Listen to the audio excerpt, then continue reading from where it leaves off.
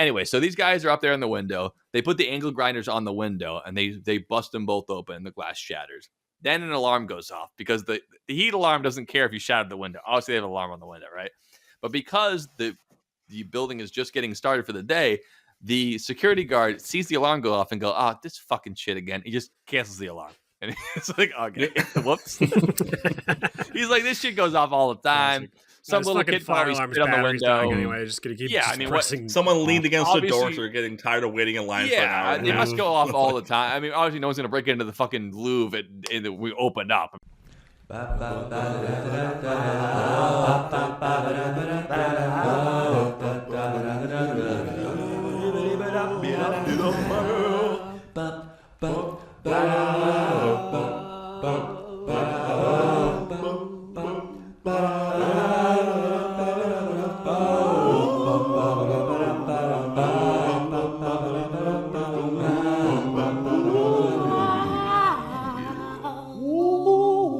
Welcome back to the Dylan and Joe Basement Podcast. We have missed you guys dearly. We missed each other dearly. It's been about a month since the episode has been recorded and not lost. There is a lost episode because of a shitty website called Podcastle, which will not be named again. It sucks ass, and they try to steal our money and our content. But now we're moving on to a new era, a new world order, an NWO as it were, and we're a couple NWAs. That's what I say.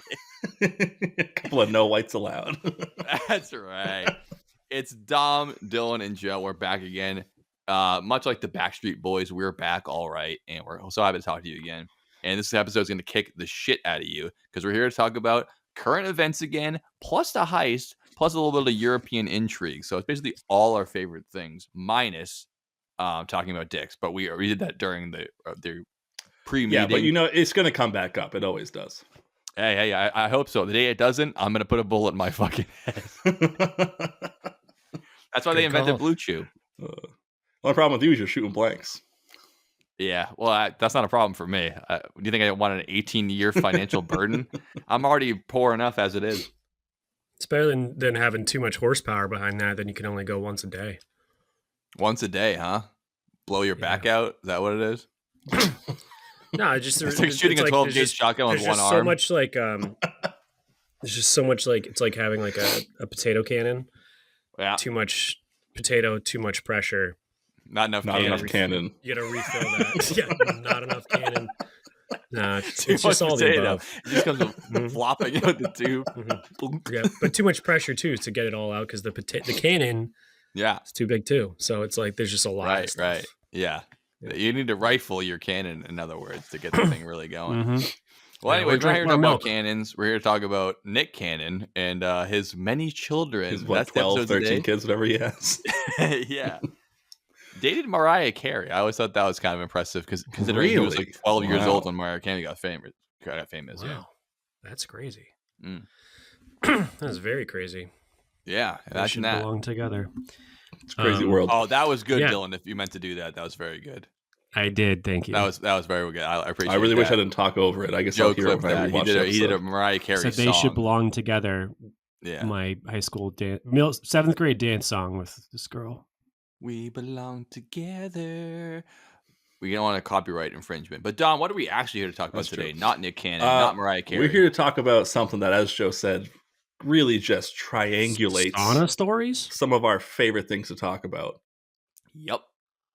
And those things are everything he just said. But no, history stuff, heist stuff. I meant to say current events, not history, but who cares? Oh, and, history too. You know, this has a lot of history involved. European stuff's always fun to talk about because I'm American when I'm in the bathroom, but when Joe's in there, he's European. That was terrible. And French people failing at their jobs.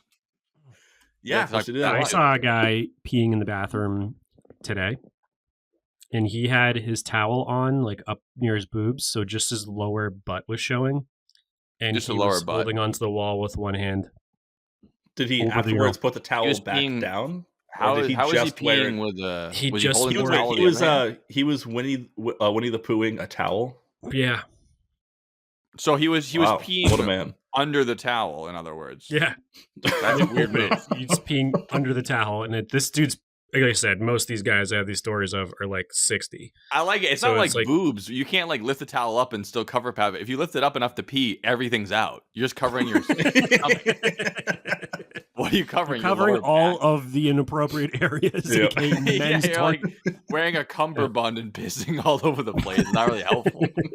Hey, don't threaten me with a good time. I guess you're I guess you're just that was that in the bathroom. Where was that? Home Depot. The guys in the towel.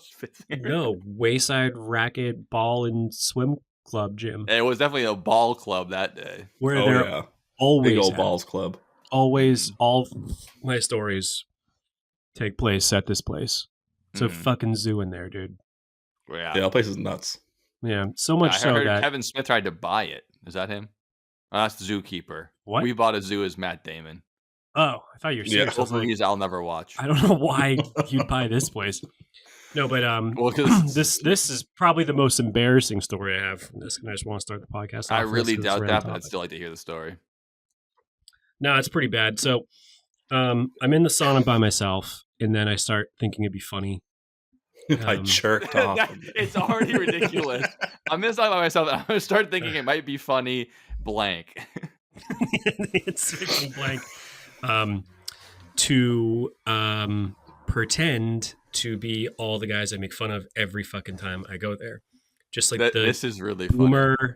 Geezer, naked man sitting there laying down on it. Laying down naked in the sauna, naked on the thing. It's just like I had a similar experience the other day. I was at a restaurant and I thought it'd be so funny to pretend to be gay, and I made out with the bartender and he sucked my dick. It was a good prank I played on myself. It's a funny joke, dude. Yeah. So no, I didn't finish because I'm not actually gay. I almost did though, but then I remembered I wasn't gay. Wait, you didn't finish making out with him? My girlfriend, and I was like, "Oh, I can't do this. I can't do this." Oh, okay, yeah. And she was like, "I said, you know what, sir? You need to take your finger out of my ass because I'm not this guy. I'm sorry. I'm so sorry. Yeah, I'm not gay. No, totally. So and my penis looks back up at me and and goes, "Hey, don't tell me that." So I'm in the sauna, and I made sure that I was like, because you can hear people when they're kind of about to come in, open the door. Oh yeah, you can't see anything over. You only see through the window just against the wall, but you can't see any people. But I'm like, all right, no one's in here. You can hear those high heels clickety clacketing on the way to the side. Someone's coming in. No, I was like, all right, no one's. I don't hear anybody. It's probably time to do it. So, so you took your Crocs off. I pull those already off, and they're loafers now.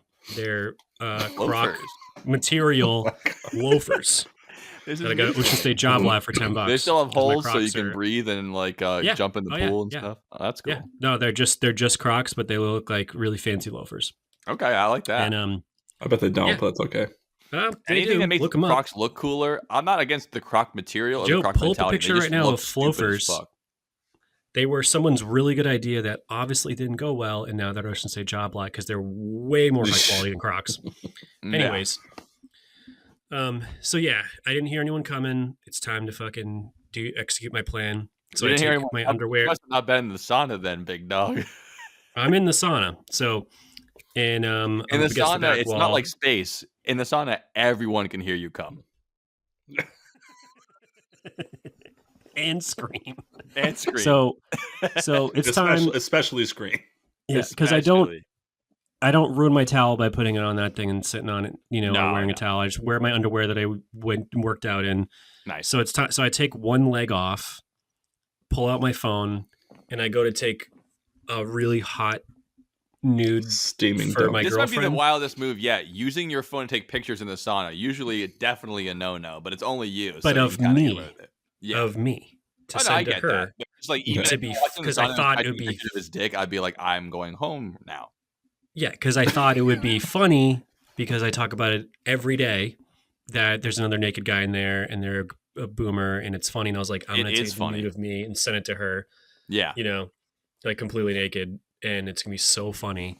And the second I pull out my phone, someone walks in, and then I freak out. and I try to put my underwear back on. You forgot to think of the excuse if someone did walk in. You'd sort of be like, "Oh, I just didn't hear anyone." I was like, "There's no way anyone's coming in here." I was just taking a picture I'm struggling. of my naked body in the sauna. You just say it'd be perfect because if an old guy walked in and like, "Why are you taking a picture?" Like, medical. They'd be like, "Understood. Okay." So I'm trying to like, I it's can't a bit. find. It's a bit I did with myself. I did a joke on myself. It's a bit. So I can't get my leg back into the other hole in the underwear because I can't find it in there. So I'm panicking, and I eventually get it up, and the person's already like sitting down. I'm like, "Do I talk about it?" And we know this person too. I didn't know until after. You know the person who walked in on you doing a prank on yourself? That's awesome. Definitely. Yep. They went to Hudson Catholic and in a grade above us. Hudson Catholic? That's even close. Yep. They graduated the year before us. And I was like, I didn't know that at that point because I couldn't tell. And I was like, so your sister in brother's grade. Yeah. And I was like, should I explain that one? I'm not up to any funny business in here because my first thought would be like, yeah, actually, you were up to funny business. That was funny. Or something, or I don't know. I was like, do I explain I was taking a picture for my girlfriend because it's funny because I'm making fun of the old people? Or do I just not There's talk? no way to get it. Not that you couldn't explain it well. Can you help me get a better angle of this? Yeah, right. Can you take a picture of me from now? Like, I'm going to hold the nuts and then you did the picture.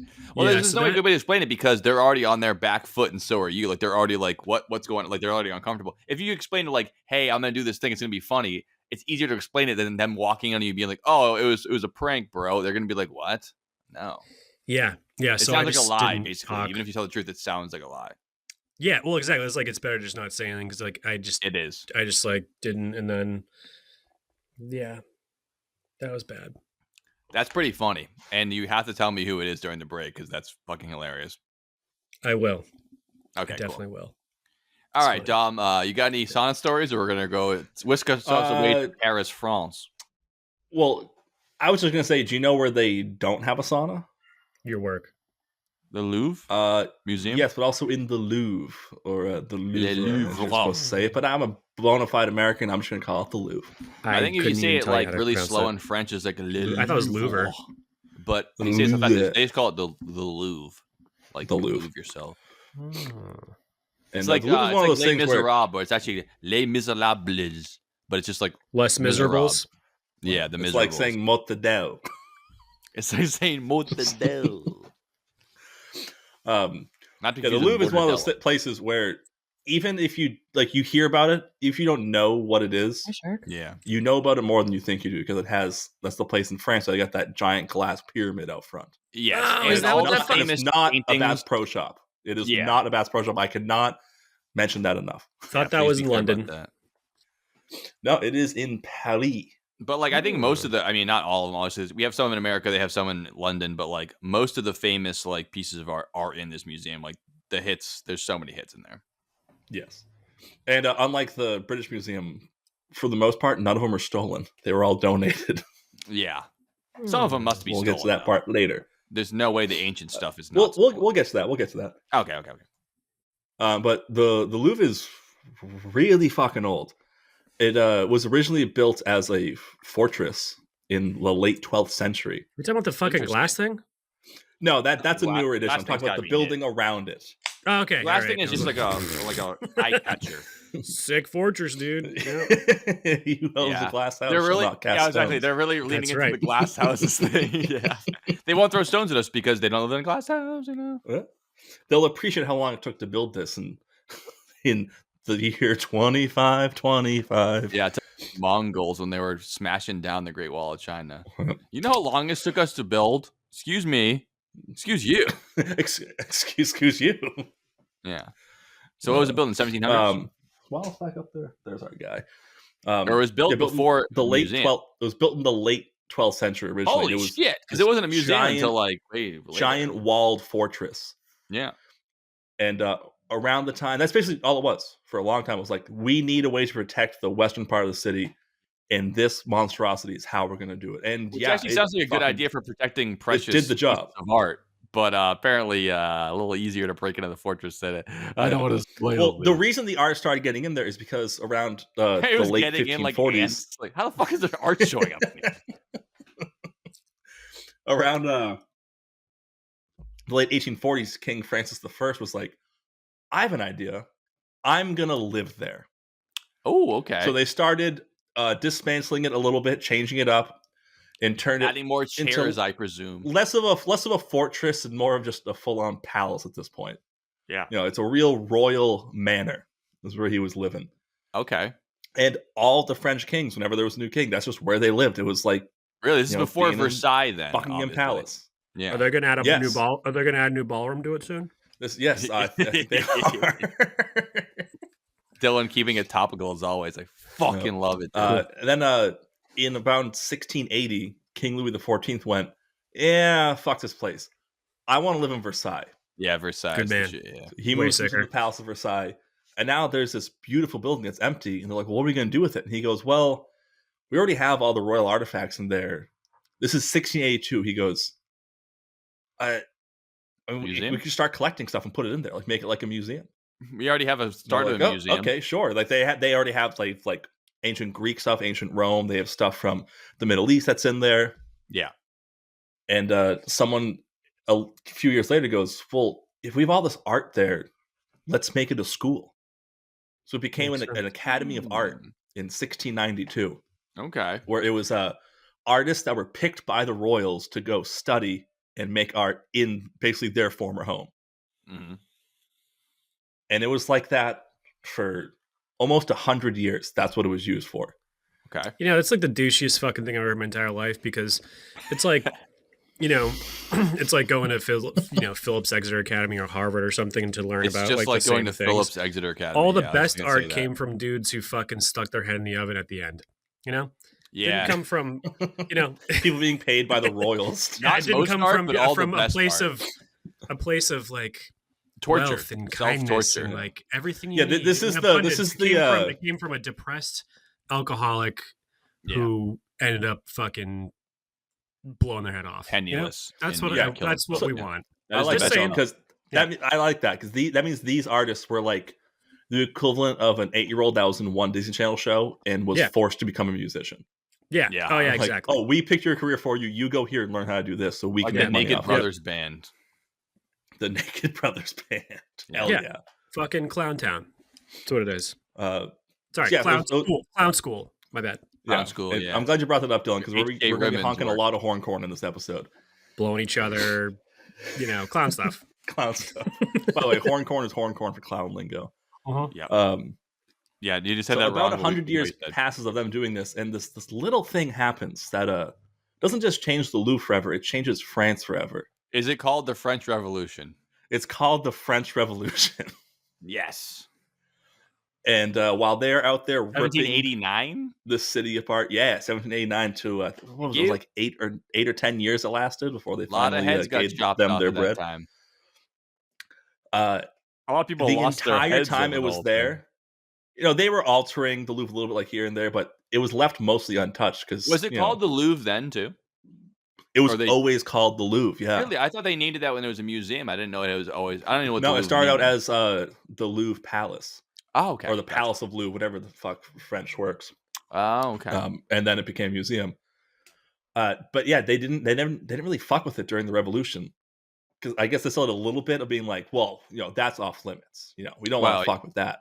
Also, if they weren't using it as a military fortress, there's really no need to fucking destroy it. People used to care about that. There's no prisoners to break out of there or anything like that. Just leave that. They're not the Nazis. They're not going in and stealing artwork and hoarding it for themselves. Or it's not like the Tower of London that does hold art and jewelry now, but was originally a prison. It was a prison. Yeah. What they should have done is like the Parthenon in Greece. What should they have done? During like the French Revolution, they should have filled it with all their ammunition, and then they went, it's safe in there. It won't blow up. Someone goes, wait, it's in there? I don't get in there. And then they go, we should launch a cannonball right at that. That's where all their ammunition is, and that's what happened. It's a good idea. You can't deny it. It's a good idea. Yeah. Yeah. Just last night, I was it's a lot in a park in Somerville where it has a stone structure where the Minutemen would hide their gunpowder during the Revolutionary War. I took a look at it and I went, wow, back then that definitely was safe. Nowadays, not a chance. No way. It's just you can throw a fucking Zippo in there, it'd be lights out. Exactly. You just made a really big bomb. You just made a bomb. It's going to shoot shrapnel stone at people. Oh yeah, you won't make it out alive, but you're not planning on it. It goes a fuck. Yeah, revolutionary. 100-ton stones everywhere. Yeah, that way it's like fucking pieces of a house just flying across the fucking city. That would be awesome. So the revolution ends. They figure their shit out. And they go, you know what? This is when it actually officially becomes a museum. In 1793. It's been a museum for 230 years. Yeah, it's almost as old as the country of the United States of America, that museum. That's pretty amazing. And when it first opened up, it had a little over 500 paintings, most of which were just like the royal paintings that were already there. Mm-hmm. They stole some stuff from some churches during the revolution and put them in there. Yeah, okay. There we go. There's some theft going on. Do what you gotta do. I'm thinking that every museum that existed before like 2005 has stolen shit in it. It's just the way they used to do museums.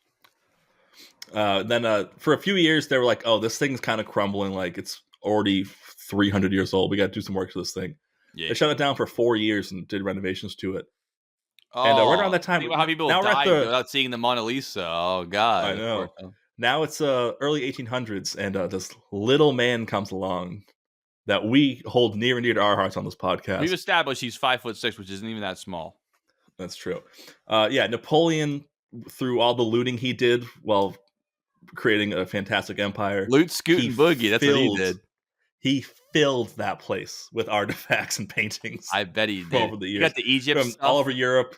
Egypt. He went to Syria and took stuff. Oh, yeah. He got some good shit there. And for a little bit of time, it was renamed. I'm not going to try to say it in French because I'm not good at it. But Napoleon's Big Fun House of Horrors. Sorry.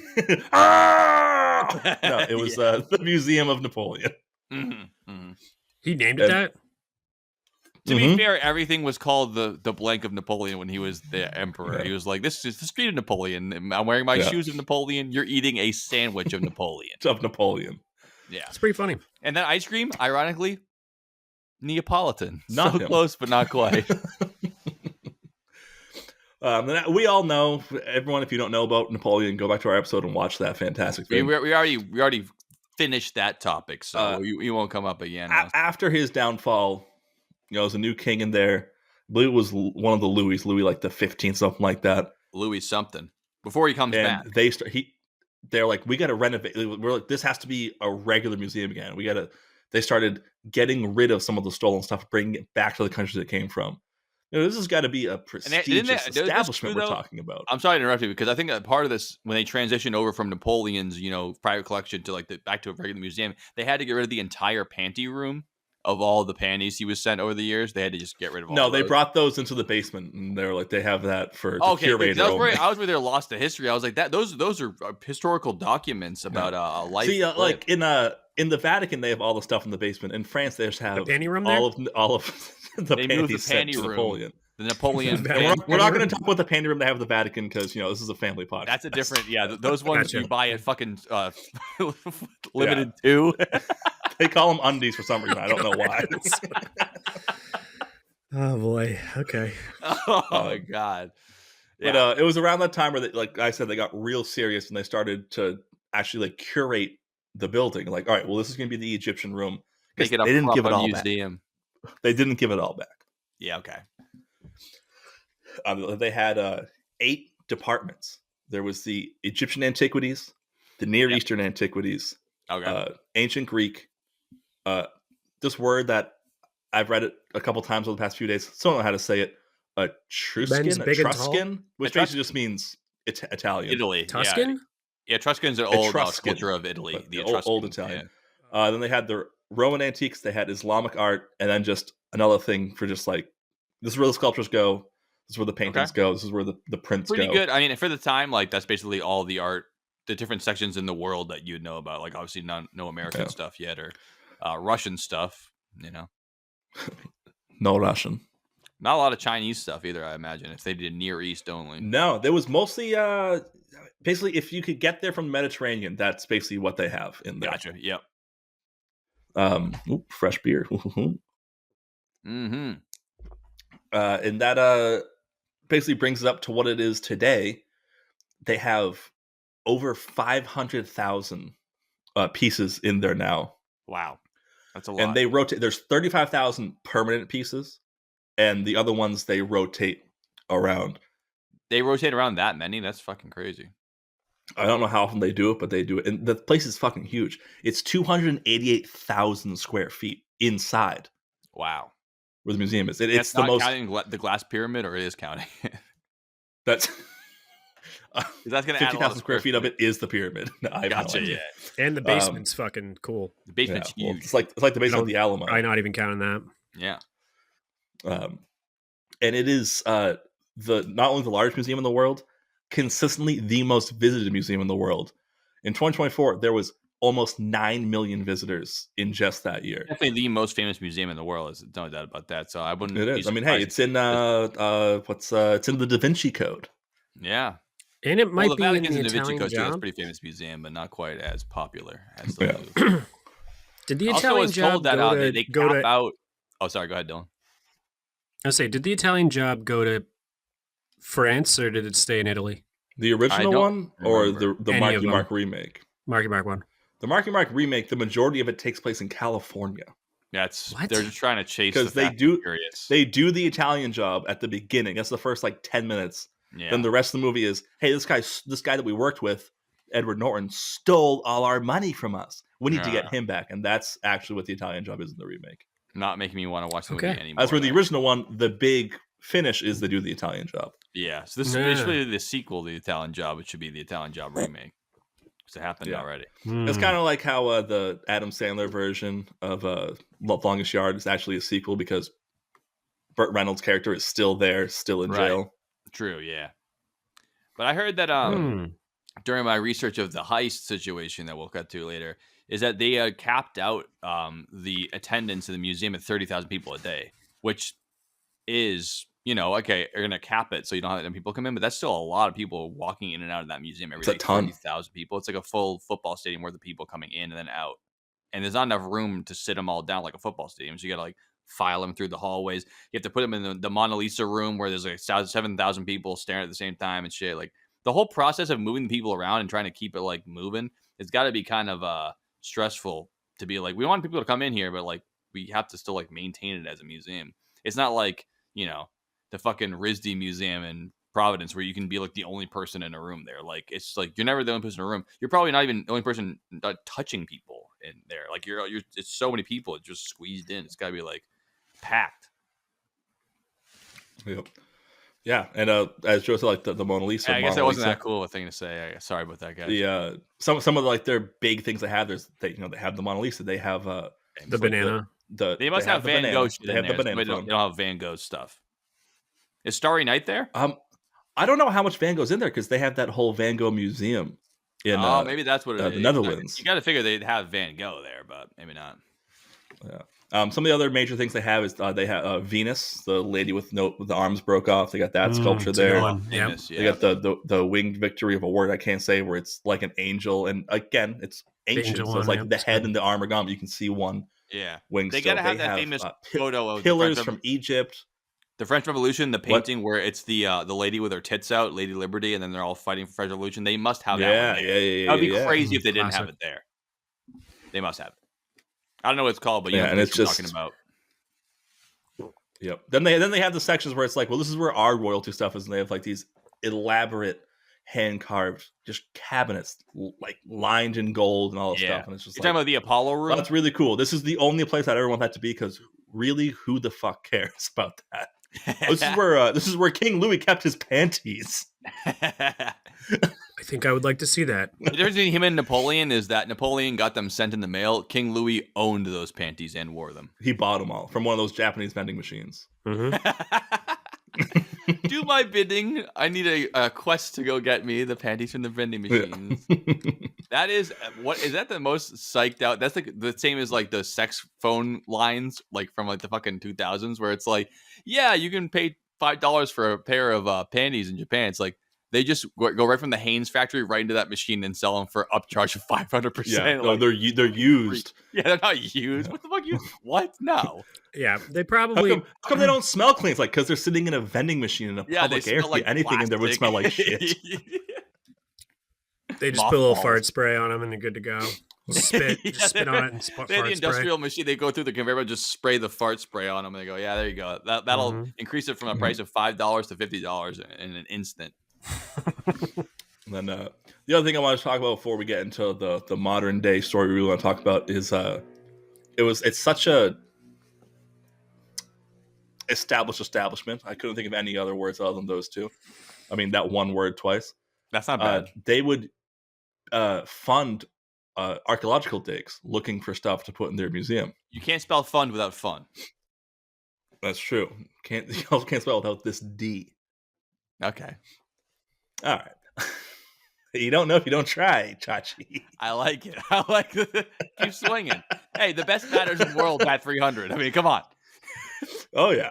Yeah, there was hundreds and hundreds of archaeological excursions they would pay. Like, you go to, where do you want to go? I want to go to this area and dig for this. Like, fuck, here's 10,000, whatever. Go do it. And you better fucking bring us something back or we're going to be pissed. Yeah. We spent a ton of money on you. Yeah. And that's where they got a lot of their stuff. And yeah, it's a pretty cool. I didn't know a ton about this. And I'm not huge on it's when you boil it down, it's an art museum. That's all it really is. That's what it is. It's just the most famous and biggest. Not the museum I would want to go to, but the more I read about it, the more I'm like, yeah, I actually really want to fucking go to the Louvre. I think it'd be cool. You'd have a good time. Stuff you can see, but the crowd, it seems like fucking Disney World, where it's like you're kind of getting it, but mostly you're just like being. I'll tell you one thing though, I would not try to see the Mona Lisa at all because not only can you not get to it, it's not a big painting. Yeah, well, it's one of those things. It's like not even 3 feet tall, right? It's like fucking 2. It's like I'll get the. It's like your fucking. Stolen like painting behind you from the Isabel Stewart Gardner Museum. It's like that big. The real one. I mean, that is the real one, but I shrunk it with the honey. I shrunk the kids' thing that they never catch me. Yeah, and it's one of those things where you go always there on an episode, but this is coming into context very much so today. We're talking about art heists, major museum. French. And not to mention, even without the heist we're going to talk about, there's constantly shit going on there because people like to protest in really shitty ways. Oh yeah, we should get even just a couple years ago, some organization that was protesting the use of oil decided, I know how to protest oil. Let's go to the museum and spray orange paint onto the Mona Lisa. Yeah. It's like, well, it's like behind glass and like it doesn't actually touch it all. It's like, that's but the oil's bad. Grace is that they had the glass in front of it. What does that do? Because it's oil paint? Oh, I'm so sorry. Well, I mean, I know that like it's kind of I think that's a particularly shitty way to protest because you're ruining art and cultural touchstones. Like if you want to fight the power, fight the fucking power. Don't fucking burn the Mona Lisa down or whatever. But I mean, it got people talking about it, which is the point, obviously. Yep. I mean, I never heard of stock oil until then, and now I've heard of them multiple times with the orange paint. You know, it's annoying the fuck out of people. Just leave like horrible voicemails on the politician's phone line. That's the best way. That's better. Yeah, I think that's a lot better than spraying down things that we can all enjoy. You know, come on. Yeah, right. Yeah, that's you spray the Mona Lisa down with the orange paint, you're not helping the powerful people that are fucking your life up, or the oil magnates. You're just fucking it up for everybody else. I almost forgot to bring up the actual triangulation of this podcast. Yeah. Really get the center of the triangle in there. Yeah. During the late 30s and early 40s, the Nazis stole hundreds of thousands of things from the Louvre. Shocking. Oh yeah, definitely. Just the Louvre, not to mention everything everywhere else. They were big into erasing history and rewriting it and hoarding wealth. Oh yeah, Nazi gold heist and art heist. Art and gold was like their number one thing, dude. They'll put you on the red notice. No, a lot of it's still in that train buried in Poland. You guys ever heard of the movie Monuments Men? It's about John Goodman. It's about getting back and Bill Murray stolen art. It's basically a murderous row of comic actors, and it's still bad. That's how bad the movie is. It's got like Matt Damon, Bill Murray. I fucking liked it. Ocean's 11 for stealing art and Nazis, and it's still. Yeah, but you're forgetting Joe doesn't like anything, so obviously he's no. Monuments Men is bad. It is definitely a movie. It's not. It's good. It is. It's bad. Everyone should check it out. It should be good. Well, out of Ocean's the 150,000 Monuments Men, and Ocean's 13 is like the last Ocean's movie, in my opinion. Yeah, but Ocean's 13 is better than Ocean's 12. That's one of the few trilogies where the second one's the worst. Okay, I'll gotta say Ocean's 12 is better than Monuments Men. And Monuments Men should be better than all the Ocean movies. Anytime John Goodman gets a gun, the movie's immediately better. He has a gun in that. I don't blame any of the actors for the movie being bad. I think all the actors are great, but the movie sucks. It had the potential. They just fucked it up. Yeah, it had the potential because it has the I can potential. see why the studio is paying so much money for it. It's like Nazi memorabilia. Get all these major actors. Just do an Ocean's 11, but steal the Nazi shit back. I mean, just take my money. But they just fucked it up. Then it wasn't good and boring. Well, the worst part is out of the 150,000 pieces of art that was stolen from France during World War II. Yeah. Only 61,000 were ever found and returned. Wow. So that's just about half. So there's still a lot floating out there. Is still floating out there. It's floating a lot of it's in Dylan's basement. Yeah, it's there. And a lot of it's in like the Saudi Frank prince's fucking basement style. A lot of it's in Argentina for some reason. I never figured that part out. Argentina and Frankie attics in Germany somewhere, and also and majority Frankie of it is in the Nazi gold train. I have an Anne Frankie in the Nazi gold train in Poland. A lot of it's there too. And some of it's in Red Hook, Brooklyn, I think, next to the Isabella Stewart Gardner pictures that are buried somewhere. All that stuff. Oh, yeah. Well, do you want to take our first commercial break before we transition? Yeah, let's take a break. Let's all transition, and then let's talk about the newest story. Makes you transition. I'm coming fresh out the kitchen. It didn't take a blitzkrieg to get the art this time. It just took 4 gentlemen and a little bit of planning. We'll hit that on the other side.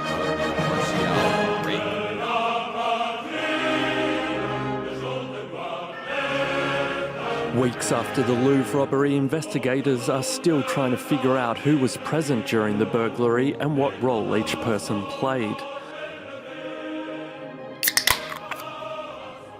Fresh off the Market Basket Brawl footage that just got released, we're ready and back for round 2 of the Louvre Heist episode of Dylan, you gotta podcast. Send me that fucking footage. We can use that during the commercial breaks. People can be caught up with the Market Basket Brawl. Oh, yep, yeah. It's good. Yeah, I've been hearing about it. 2 suspects got arrested. 2 women, 2 ladies of the Market Basket femininity.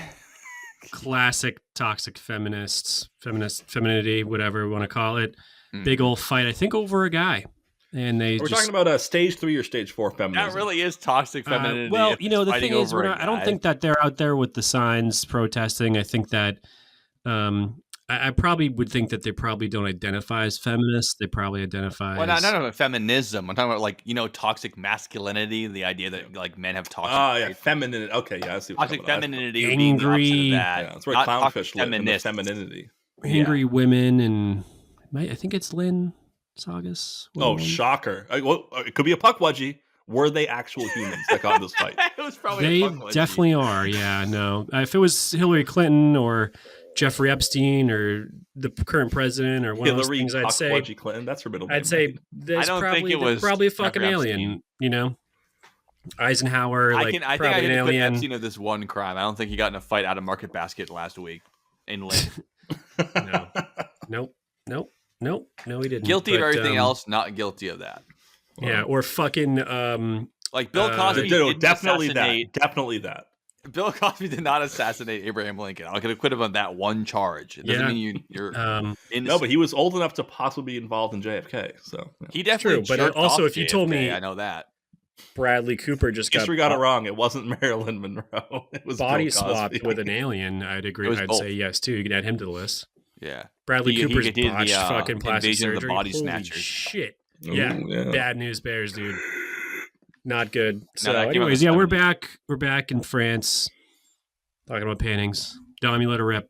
Oh my God, we're back in France. So the last thing I want to talk about before I'm going to hand it over to Joe to do the general and genital details of the robbery that happened not 10 days ago. Actually, exactly 10 days ago. What happened. Well, as of you guys at the time of recording, it will have been more than 10 days. But yeah. It happened on October 19th.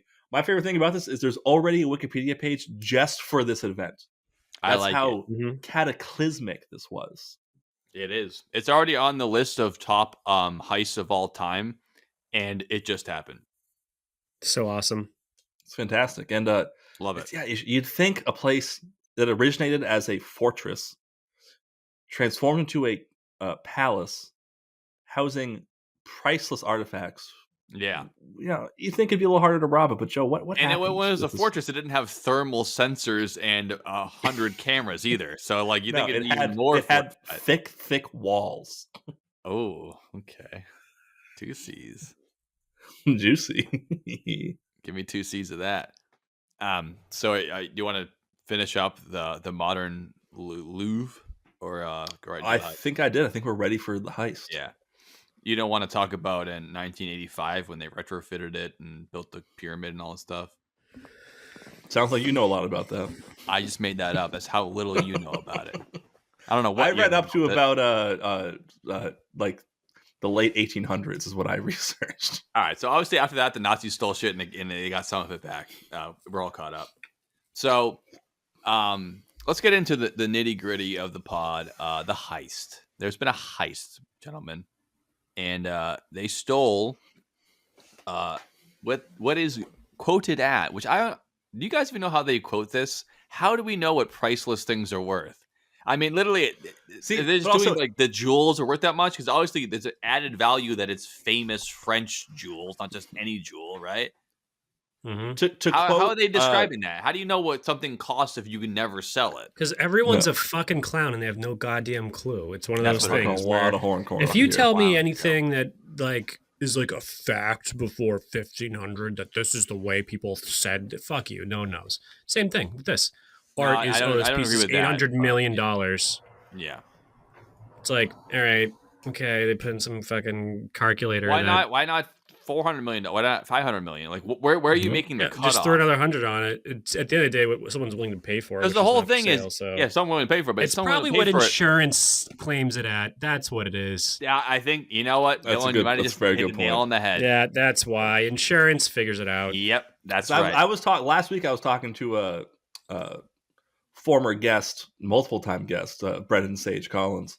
Yeah, and his first thing was like, so they say it was priceless, but they also immediately valued what was stolen. As soon as it's gone, it has a price.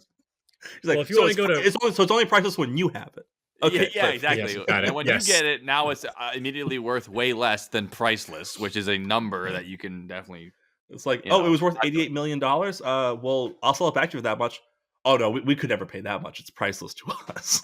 Priceless, meaning it's free for us. It's priceless to you. No, Napoleon got that for us. It was a gift. It was a gift. He gave us. I put it on our tax form. How did you get the crown jewel? It was a gift. The crown jewels were a gift from Napoleon. Yeah. Come on. Well, and so but then bring it back to this. How does insurance get the price? Yeah, now you're talking. Now we're talking. How the insurance gets the price? Tried to sell it back to the insurance company. Like, you guys cool with like if it gets stolen, we'll give you $800 million? I actually work for an insurance company, as you guys know, so I think I have a little bit of it's really knowledge. Embarrassing. I'm amazed you still mentioned that out loud. Yep. So this is how insurance gets the price. I'm speculating here. Is this a new job? No, this same is how one. Insurance gets the price. No, I've been working for an insurance company this entire time. He doesn't do insurance, but he works for an insurance company. Yeah. I thought you guys did marketing.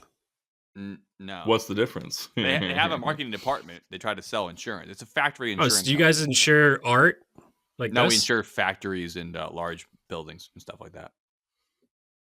Cool. Like I'm not looking for a fucking sales pitch, Disney right? World. So keep going. That's something, huh? Oh, you work for an evil company. Good to know. Yeah, didn't I already tell you I work for a Fortune 500 company? That is inherently evil. You ever heard of like the Rothschilds, Joe? Yeah, you mean my boss, Eleanor Rothschild? Joe works for the Schneebergers. Schneebergers, the Rothschilds, I work for the DuPont family. But listen, boys, I'll tell you exactly how they Clinton value. Kill count. I'm sorry, Joe. I'm gonna try not to interrupt you anymore. We have to clip the Schneebergers out of that episode we can't talk about and put that up somewhere so it makes sense to people. That's great. You should definitely do that and then send it to me. That sounds awesome. All right, I can do that. Yeah. So this is how they value the jewels insurance wise. What they do is they take obviously they measure it out. They figure out what's on the jewels, what year it's from. What they do is they find out how much money they can get out of you without ever paying you any money back. That's what they value it as. So if they're valued at $100 million, you pay $1 billion to insure them, and if they ever get destroyed, we pay you $100 million. It's however you can meet the middle there. So obviously, if you paid, $1 billion, we pay you $50 million, then you wouldn't do it, right? So you can pay $900 billion or whatever, $900 million rather. Yes, I learned about this. Whatever it is, it's the exact moment of you don't give a fuck anymore. That's where they get you. They go, you pay this much, and this is just the edge of where you would care to get paid. That's what it is. So I wouldn't actually value the jewels at that much, but that's how they're valued for how much they're paying every month to insure them. That's It's like a car. Every time I've insured my cars, I never had a good car. Almost every time I've insured my car until now, I have bought my car with insurance. How much money it is every year. I would buy a car for $1,000. I would pay $1,500, let's say, insurance a year. I've now bought my car again. Guess who's gonna do it again next year? That's how insurance works. Like, you just pay over the amount, so that in the off chance you do have it. So I imagine that's what it happens with the jewels, where they go, the jewels are worth, $500 million. We're gonna say they're worth $100 million, and you're gonna pay us $900 million to insure them. And all right, scenario 3, not involving insurance at all. Say you're Osama bin Laden's son, who exists. Osama bin Laden's son? Bin Laden. Bin Ladensons. And this is not. He's not talking about the elephant, folks. He's talking about the or the famous Brazilian footballer. Yeah, no, Osama bin Laden Jr., famous for 9/11. Say you're his son. You got money up the ass. The son's not famous for 9/11. Let's get that clear. He is. Well, how else would we fucking know him? He's famous because his dad fucking orchestrated. True, he is famous for his dad because of 9/11. Yeah, I see what you mean. Yeah. So he goes, you know what? I want to buy the fucking Mona Lisa. Like, it's priceless. And he goes, how about $1 trillion? And then all of a sudden there's a price. Yeah, there's always a price, isn't there? Yeah, like, give me a break. They'd be like, yeah, no, sorry. It's like, yeah, really? That's whole There's Earth's never price. Not a price. There's Earth always is worth $1 trillion if it came down to that. And every citizen of Earth got that would make money. That would actually make money not valuable at all. But right, but your we point all got bought out by the aliens. But he put it this way: even you might. I was trying to think of like what could actually be priceless. Actually, like no amount of money can buy it. And I thought, well, maybe your kids. Like if your kids were kidnapped, a child's laughter. Can I pay you $1 billion to kidnap your kid? You wouldn't take it. But if they said pay me $1 billion to get your kid back, you would pay it. So there's always unless you were Frank Sinatra, in which case you would go, nah, keep him. He didn't do that. You're thinking of John Paul Getty. Frank Sinatra. No, Frank Sinatra's son got kidnapped. He didn't pay it either. Do anything about it. Dude, that happened to John Paul Getty and his grandkids, and they kidnapped the kids. And he was like, "How much do they want?" And they're like, "I don't know, $1 million." He goes, "Nah, fucking kill him." And the guy had like $1 billion. Dude, it wasn't even like it was the Getty of Getty Images. No, Getty the gas station. Oh, he was an oil guy. Yeah, but yeah. Famously, they asked for like $1 million. He had like $700 million, and he was like, "That's too much for his grandchildren." He's like, "Fuck that." Next thing you know, they're gonna kidnap my grandkids again. What am I gonna pay $1 million every time my grandkids get kidnapped? Completely powerless. Yes, we hope so. What's the point of having $700 million if you can't pay $1 million to save your grandkids' lives? Well, then the kidnappers go, "Well, what now? We don't want these kids. We don't fucking want them either. Go. We lost. Whatever." I think that's what happened. They never got the money. They got the kids back. The guys got arrested. That's great. It's just, like, just fucking go then. But I mean, what was it? Let's say I have $1,000. I don't fucking want them. Yeah. Let's say I only have $1,000 in the bank, which I have way more than that. I'm rich. But if I had $1,000 in the bank and they go, you have to pay us $100 to save your kid, I'd be like, no, that's 10% of my money. But Joe, if you paid $100, then you'd only have $1,000 in the bank. Well, it's like every Bond movie. All of a sudden, his girl is, got a gun to her head, and he's like, I don't care about her. Just leave her. And she's like, James. Yeah. It's a negotiating tactic. Mean nothing to me. Yeah. I only met you last night. Yeah. It's not my fault that you fell in love with me. Yeah. And honestly, he is going to point. We talked about our life together. He's like, I don't care anymore. And then they don't kill her, and she runs away into his arms. And he saved her. He actually saved her by not giving a fuck. You just got to wink first. Like, you be like, trust me. I don't care about her. No. It's your special couldn't secret. Pay me to actually take her. I want you to take her. Keep her. I'll pay you. Exactly. So, anyways, speaking of prices of stolen goods and being priceless, the goods in this case that were stolen were valued at 102 million euros. So there is a price on them. They are valued in some way. I imagine part of that price has to do with the historical value of the objects and not just the sheer like jewels on them, whatever. Because like if you rip all the diamonds out of these things, they'd still be worth money, but I don't think they'd be worth as much as they were. The diamond's actually worth more because it's a cut of diamond they don't do anymore. Yeah. And it's called the old blood, cut. sweat, tears, jizz. They used to cut jewels to look good in candlelight, and now they cut them to look good in light bulbs, which I didn't even know that there was a difference. Yeah. I don't know anything about jewelry at all. Because one of the things, one of the main jewels that was taken, I think it's on one of the crowns or whatever. If you shine a light through it, it doesn't just shine; it projects the rainbow, like the way they cut it. So it's almost like a prism, like a diamond cut into a prism. I guess is basically that's what cool as fuck. Yeah, you can't. I mean, we like that if you take the old cut diamonds or whatever, and you cut them again, now you're already spending money, and also like you're fucking up. Like, wouldn't they be worth more if they were the old cut because of the fact that there's so few jewels like that? Yeah, so well, and like you also want the patina from that. Like, say there is some damage to it, it's chipped or whatever it is, and it's like, oh, it got chipped because that's when, King Henry XVI was strapped to his bed while the prostitutes slammed him into the that would be worth more, right? You want that chip. Yeah, you want the chip. It tells the story. You know that's from that moment. You go, that's pretty cool. Yeah. I think that's awesome.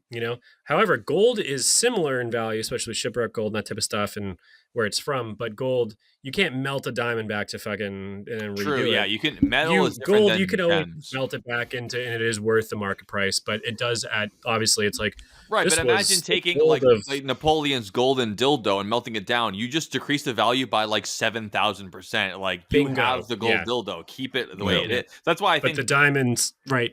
I think that they would keep it. Although it would be valuable taking all these gems out of the pieces and selling them that way. If you're the kind of guy who's going to steal the fucking crown jewels of France, you're going to keep it together. It's worth it for being that. Yeah. Otherwise, just fucking rob a diamond factory in Africa. I mean, it'd be easier, I would think. And the other thing about gold is gold actually has value. Where diamonds, their value is completely made up because diamonds are actually it's artificially increased value. Yeah. Mm-hmm. My favorite thing about diamonds in they the modern slowly day, release them into the market. Yeah, well, yeah, it's what do you call it? Like designed scarcity or whatever. Like they purposefully them. Mm-hmm. That's the entire business plan of Alchemist Brewing. Mm-hmm. Yes, yeah, no, perfect example actually. Yeah, that's how you do it. Yeah, you make it more valuable by withholding it from the customers. Smart. But my favorite thing about diamonds in the modern day, learning that is insane, and also after knowing about De Beers Corporation that has like the majority of the world's diamonds doing that. Every woman in the world should feel embarrassed by caring about engagement rings. It's like, they're literally telling you they're fucking you, and you're like, I don't care. Here's the thing on top of that. We can now create diamonds in a laboratory for a fraction of the cost of real diamonds, and most women still be like, I don't want those. I want the ones where kids had to get their arms cut off to get them. That's the real ones. Yeah, they still want them. Yep. Are you kidding me? You could have the same blood diamonds just taste better, less suffering and cheaper, and you don't want less suffering or cheaper. You want the same amount of suffering and the same amount of expense. What the fuck? Come on. I'll just buy you twice as good of a diamond that's not, harvested by children in Sierra Leone, and they go, no, I don't want that. Well, no girl I know or would date would say that, but a lot of people obviously do because diamonds are very valuable because of that. That being said... Go ahead. One sec. Did you know about this one dude made brass knuckles out of diamonds, like the shape. You put diamonds on each. Yeah, but on each knuckle, it's a diamond, and he just walks around New York City and just scratches the fuck out of everything. He drags it on the ground, drags it on concrete because they're like so hard, claw marks and things. Yeah, they're harder than tar concrete. Yeah, fucking buildings, whatever. There's nothing harder. Those carbon bonds are fucking hard as hell anywhere. Yeah. So they don't get scratched or ruined. So he just scratches the fuck out of everything with his diamond fucking hands. What an asshole! That's an annoying thing to do. Well, it's just cool. Like Wolverine claws, adamantium, Trump Tower, and he's like, it's a real Casanova Frankenstein with the pinky nail scratching things up. Pretty cool. So yeah, that does have to do with the story. Obviously, that's why we're talking about it. So I'll set the table for you guys. A heist needs to be pulled off. Very specific heist. Anyway, as we said, it is for jewels. It's for 8 pieces of jewelry is the goal.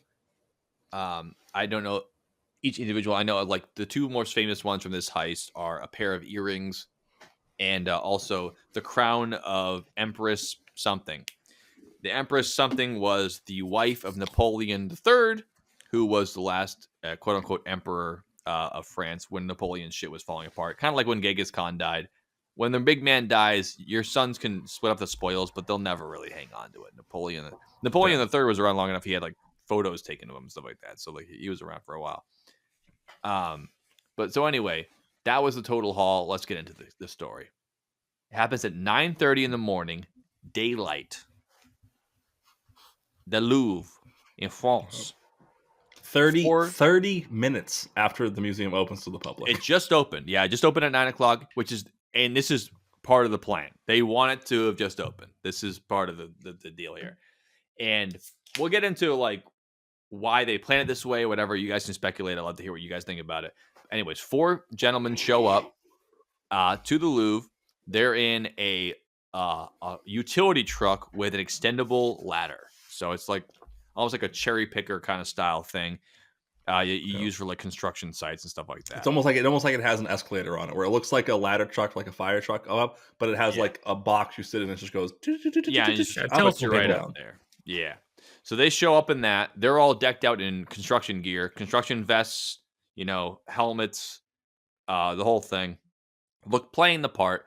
They park the truck right outside of the Louvre, and they put cones out, and they just start acting like we are the construction crew. No one's going to ask us any questions. This is just what the deal is. And because they had just opened, the whole museum staff is interested in the most hectic part of the day, which is getting people in the museum, filing them into the Mona Lisa thing, worried about the whole like get up. Like, if they did it like when it was about to close, this wouldn't have worked like this. People are focused. They're busy. They're worried about people coming in and out. It happens every day. And it's always, chaos. The first, also a pretty normal time to have some construction be done.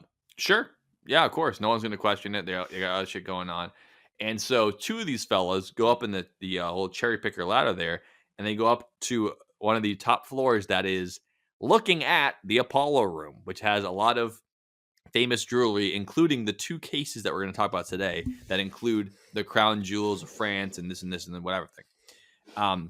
And so they come up there, not with fucking guns, not with fucking lasers. They come up there with 2 angle grinders and a blowtorch. That's the tools of the trade they're coming up with. And a thermal towel, which I had not heard of before, which is basically... Do you know what brand they were? Huh? DeWalt, Milwaukee. I'm not sure. I mean, I'm imagining some European brand of tool. Maybe it is Milwaukee. We could make fun of them more. I wish but the police won't let us know, because the police don't want to tell people these are the tools you use to break into the Louvre. So I don't think that's public knowledge at this point. So they go up there. The other 2 guys, one of them is watching the street, and the other one, I don't know what he's doing. He's probably fucking timing out. I think he's clocking people going in and out of the building and trying to time that part out of it. But only 2 of the individuals actually go up to the upper floor and try to do this. And they straight up, they put the thermal towel on a sensor outside of the window there. I guess that's supposed to sense if any people try to enter, your thermal signature would set off an alarm saying, hey, there's like a hot piece of ass in your window right now trying to get in. Notify the authorities. And then they call. So that's when you call the French police officers, those European fucking sirens. I love how non-intimidating other police are than America. I mean, America, it's like fully blacked out gear, tactical vest, gun. Like they show up with a black police car with like lights being like, "Fuck you! I'm gonna fucking kill you!" And then in Europe, it's like all colored highlighter colors, blue. Like it's all about safety. Like all of these officers we're in a hatchback with a little 1.5 liter diesel engine. Fuel economy is our mission. Exactly. And all of these officers look like a fucking crossing guard because they don't want to get hit by a car. They want to be safe. But in America, they don't care about being safe, even though the biggest killer of police officers is traffic accidents, people crashing into them. Not gang members, not just criminals. It's cars hitting them because they're wearing blacked out fuck you murder gear when they're trying to pull people over to scare them. So in France, they don't do that. It's like London. They wear fucking, cute little yellow highlighter shit all the time. Anyway, so these guys are up there in the window. They put the angle grinders on the window and they bust them both open and the glass shatters. Then an alarm goes off because the heat alarm doesn't care if you shattered the window. Obviously, they have an alarm on the window, right? But because the building is just getting started for the day, the security guard sees the alarm go off and go, this fucking shit again. He just cancels the alarm. And it's like, okay, whoops. He's like, this shit goes off all the time. some little kid probably spit on the window. Anyway, just gonna keep pressing. Someone leaned against the door, so they're getting tired of waiting in line for an hour. They must go off all the time. I mean, obviously, no one's gonna break into the fucking Louvre and we open up. I mean, I'd be retarded to break in now. It's at night. I bet the alarms are like very taken seriously, but during the day, they're like, yeah, whatever. It happened again. So then these guys smash through the window. They with the angle grinders. They walk right in. They're holding the fucking tool bag and the canvas bags they're gonna have.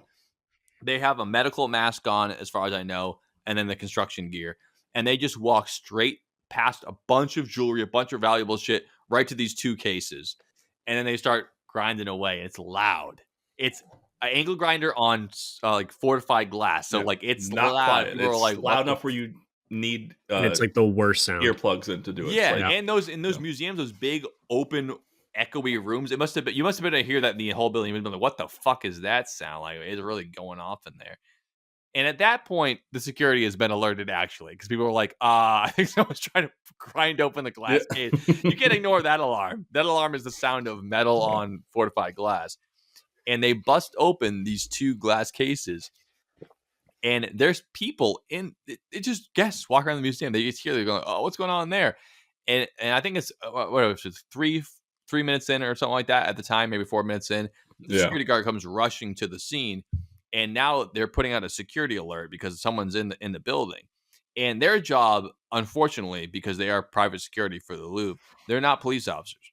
So their job is not to apprehend criminals. Their job is to observe and report, much like it is in America. Security guards are supposed to observe and report. And you can hold someone down if it's a cataclysm until the police arrive, but you're not arresting people. So these guys they start evacuating people from the buildings. They think it's like a fucking assault or whatever. And 2 security guards run up to these guys after they had already cracked open the cases, and they filled their sacks up with all the jewels in these 2 cases, and they're walking towards the window. The security guards walk in, and they're like, stop right there in French. And the 2 guys turn around, and they activate both the angle grinders and start making the sound and just staring at the guys, not saying a word. And the security guys just stand there. And then the guys turn around and walk towards the window slowly. Yeah. They didn't. I don't know if you've ever seen what it looks like when something gets caught by an angle grinder. It's not good. It is not good. I wouldn't want to charge these guys. I would not go near them. No, but they didn't have to say anything to do it. They didn't panic. They just looked at them, and then they turned around, slowly walked towards the window. That's the modern version of like revving a chainsaw. Someone's like, "Hey, battery powered angle grinder." Sound, you're like, I don't want to be anywhere near. Okay, yeah, I'm good. Yeah, and these security guards, they're not armed. There's no guns. I mean, even the guys who run, they don't no guns. It's Europe. The guns are very rare, if anything, you know. So they walk out to the windowsill here. Right out the window, this cracked. They get back in the cherry picker, right back down. Yeah, and slowly. It was not a quick descent. No. They didn't have a speedy descent. And they get down there. They hop onto 2 mopeds or scooters. With the goods, and all 4 guys take off with the scooters. And the plan was apparently to torch the truck because they found a tank of gasoline at the scene, and the truck didn't get torched. I don't know if they ran out of time or it didn't light up the way they wanted to, but it was a plan to torch the truck. And they take off on 2 scooters. And at this point, the security guards are like, we saw the guys, they robbed us. We need to go fucking stop them. Helicopters go up. They start putting up gates all over Paris. It's a fucking dragnet. And the guys disappear into the Paris traffic. And that day, at least, they're never seen again. They didn't find even one of them. But they did find one thing. When they were driving away on the scooters, they dropped the fucking crown.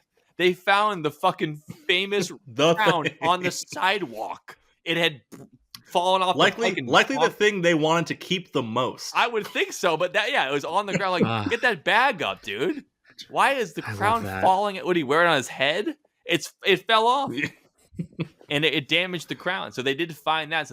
So out of the 8 pieces that they stole, they only kept 7 of them because the crown was left on the streets of Paris. Imagine being the guy walking by too and seeing it fall off the scooter and being like, "What's all this about?" It's fucking literally the crown. You'd be like, "Oh, what? Yoink!" They never suspect you. You're just a regular civilian. So, and then there we have it. There's the case. What do we think? I mean, they're off. I mean, obviously, there's more news. Well, there is a slight update. Here's the first. Sorry, you want to do the update? No, I got many updates. It gets just funnier. Yeah. You think I'm done? I'm not done. I know all the. I thought you said that they don't have anyone.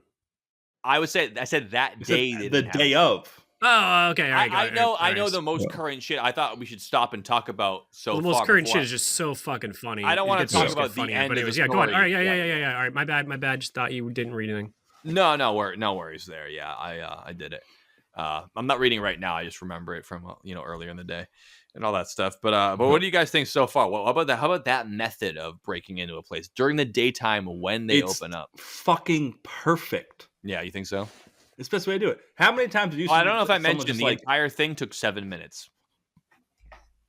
Yeah, in and out. 7 minutes altogether. Yeah, the place itself. Well, literally, a quarter of the time was them going up and down the ladder. Yeah, exactly. That was 4 minutes out of the 7. So imagine you're going up the ladder, up the hoist to go in. You're like, guys, this is going to work. It's going to be perfect. We know what to do. Just stay calm. We know. I would be freaking the fuck out. Imagine the way down where you're just like, come on. Can this thing go any faster? Come on. Yeah, we got to torch the truck. Come on. I'd be tempted to jump and just be like, let's fucking run for it.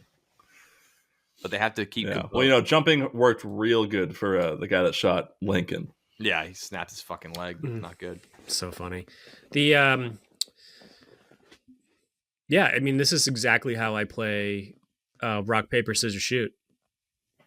I just do exactly. They're like, he's not going to do rock for the 4th time. There's no fucking way.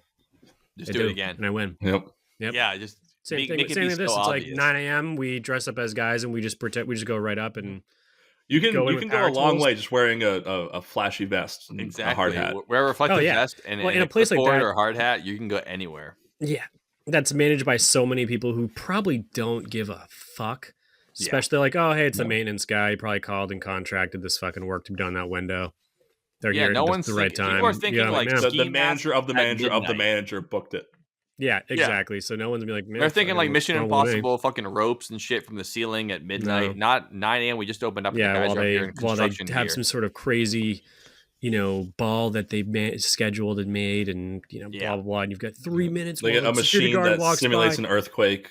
Yeah, so the casino's power shuts down. So, and then there's an explosion. There's probably away construction there all the police. Time too. That no one's noting it every time. It's been under construction since the 1300s. Well, there you go. Yeah, so it's not that abnormal. It's not scary. It's just abnormal for people to show up. And in places like that are so damn big and popular and cool, kind of self-police themselves because everyone goes, well, no one would fucking break into this at that time. Right. It seems so too. You barely even need security. You need security from the fucking, people trying to have sex in the rooms with the closed doors. Yeah, or the fucking orange paint you're spraying on the Mona Lisa. That's what you need security. Yeah, exactly. No one's robbing. Even then, they got right up to the front and sprayed it, no problem. Yeah. It wasn't until they sprayed it where people were like, hey, what the fuck are you doing? We have to arrest you now. Yeah.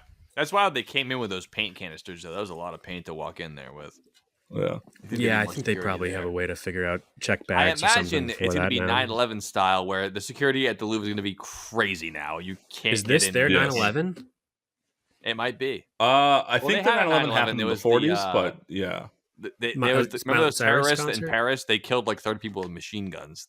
That was like the Miley Cyrus concert or something. Yeah, it was the Charlie. Oh, the Paris one. No, that was a different. No, that was Ariana Grande concert. I think it was. Yeah. No, this was like in the mid 2000s. Like these guys came with like machine guns, which again in Europe that goes a long way because no one has a gun. So they just murder people with guns. It wasn't that impressive. I wasn't impressed by it. Right. So they've already had their 9/11, so this isn't that. And then this satirical magazine did a joke about it, and then basically making fun 9/11.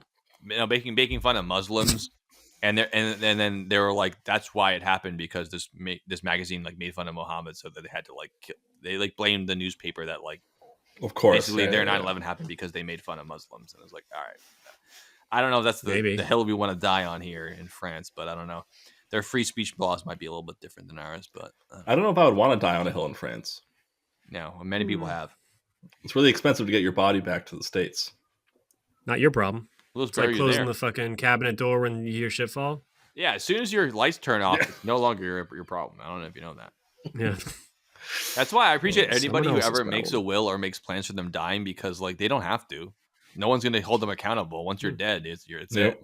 No, they pretty much exclusively do it because if you don't, it goes to the government, and no one wants that. No one wants that. Oh yeah, definitely not. Yeah, it's just to make sure that no one steals your money. Even after that's you're the dead. fucking default. Is the government's like, all right, we'll take this and we'll evaluate and see what we're going to give you. Yeah, it's like you need to pay $5,000 to make sure we don't take all your money when you die.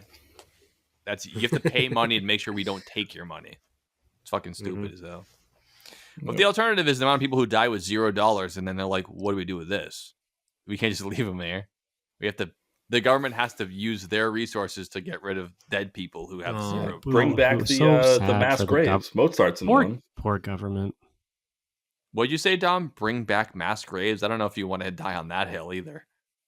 Well, Mozart ended up in one, so how bad can it be? Catacombs, pretty cool bad. Mass graves. Speaking of France, yeah, put you in the catacombs. I mean, mass graves are great for the lime industry because you got to spread a lot of that shit to keep the smell down. It's great for the lime industry. Actually, the catacombs because so is Margarita. That could have been that could have been their 9/11. The catacombs, because like I know it's more of like a Black Plague thing, but no one really. It's a lot of bodies, dude. It's a lot of bodies. I don't think it happened in one day. Organized. Yeah.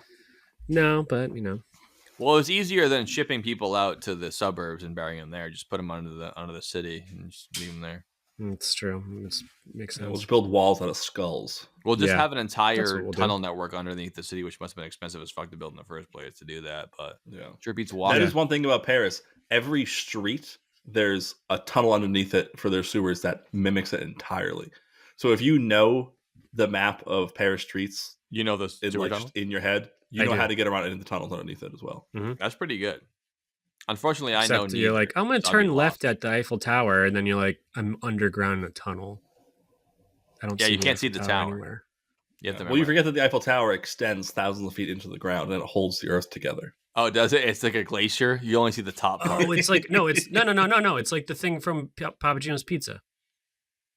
Yeah, the thing that keeps the pizza. Oh, that keeps the white thing from touching the pizza. I didn't realize that's what it does. Whenever they have those, I'm like, just buy a better pizza box. Like every pizza box is fine. Those ones are the ones that have the flappy top. How much money are you spending on this plastic table? How much pressure do you have in the center of the box exclusively when you stack another box? No, that's how you know they buy shitty pizza boxes. You need a plastic table to hold it up. Like every pizza box I've had in my life. It's also a good sign that it's going to be some pretty shitty pizza too. Yeah, that's true. If they're cutting corners on the box, what is their sauce like? Yeah, let's talk about sauce. France has some sauce, dude. They probably do. Actually, French dressing. Escargot the Americanized French tomato sauce is fucking loaded with sugar and it tastes like shit. I don't even know what French tomato sauce is. I don't even know what shit tastes like. Come up to Fitchburg and get some Espresso's pizza. It's fucking terrible. I'm all set. French tomato sauce. I don't want French pizza. French cuisine, it's like, oh hey, we cooked a mallard inside of a duck bladder because it keeps the moisture in and it provides this nice taste. Fucking. All they use is like butter and cream. We're getting to fucking the bird. Here. You need to put your head under the towel to eat it because it's hide your shame from God because you drowned it in brandy before you cooked it while it's alive. Isn't that the cooked chicken fetus or whatever they do that with? Yeah, it's some bullshit like that where they're also like, isn't that what I'm talking about? This is our social activity as a suburb. Yeah, I forget the name of the bird, but if you take a bird, you literally, while it's alive, you drown it in brandy. Like literally drown it till it dies. Okay. Mm-hmm. And then you pluck all the feathers out and you cook it. And you have to. They used to people would have. It's illegal. People would still do it. And they would have parties. They would put towels over their heads to hide their shame from God. And it's an endangered bird, which is one of the reasons it's illegal. Also, apparently, doesn't taste good. It's just it's like shark fin soup where it has. It's just like, it's just about look what I did. It's how rare. It's about what it went through, just like the crown jewels. Yeah. I was thinking of a different thing. Birds got drowned. I like it more. Drowned in brandy. Yeah. All I know is Roger Smith ate it, and his reaction was schmoobly dong. Okay. So not much. Mm-hmm. Yep, gotcha. I was Veal is like the same fucking thing. I'm gonna get this thought out. I was thinking of a thing they did in the Philippines, where they get a chicken egg and it's a fertilized chicken egg, and they let the chick grow a little bit, and then they take the egg and then they cook it, and then you eat an egg with a chicken fetus in it, so you can like eat the whole chicken. Yeah, Anthony Bourdain did that. Yeah, that's that he like found like disgusting. Yeah. Holy shit, does that sound bad? There's a name for it. They one like of those sell it things on where like like streets and it doesn't even it's taste like, good. But they're like, it's great. It's a delicacy. It's like, yeah, no, it's fucking not. It's not cheap, trash. but it's like they'll sell it Yeah. anywhere. It's not like a special restaurant. Like they just serve it there, like a not finished chicken who's dead. So it like it's not like a yolk. It's like it has bones. It has a fucking muscles, and you eat it has the egg early with the bird. early And you don't feathers eat it on like it. you take it out. You eat it like you're eating a hard boiled egg, but you like a eat hard boiled egg. with Yeah, the full chicken inside. I'm like, that sounds vile to me. I don't know how anyone does that shit. Yeah, I fucking hate other countries, dude. Yeah, they have a different weird shit going on there. I'd much rather eat the deep fried butter I think that we we're should take our famous next for. commercial break, and then we'll get into the update on the heist and what we think is the state of not only the perpetrators, but the jewels and everything else there. Jewels. On the next segment of the Dylan Joe Basement Podcast, we'll see you on the other side of the break. What's a podcast? When we rendezvous and I parlez-vous. Oh.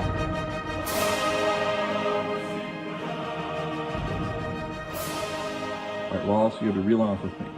This is very important. I know you usually try to trick your way out of these things. But this one means a lot. Is that, or is that not, one of the crowns stolen from the Louvre in France? I'm giving you a chance to come to me right now. I won't tell anybody. You gotta let me know. This is me on the line too. We shared the house. Is that the crown? Of course.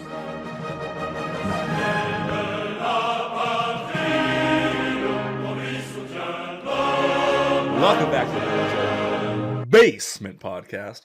We're here talking about the Louvre, a heist, Europe history, and everything in between, including saunas. Was that in this, or was that in between? Don't remember. It doesn't matter. That was in it.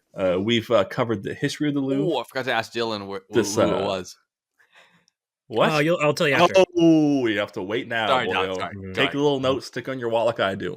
Yeah, there you go. I believe we've got to the point where we're going to talk about some of the updates that have happened since these men have escaped the Louvre with some allegedly priceless materials. Allegedly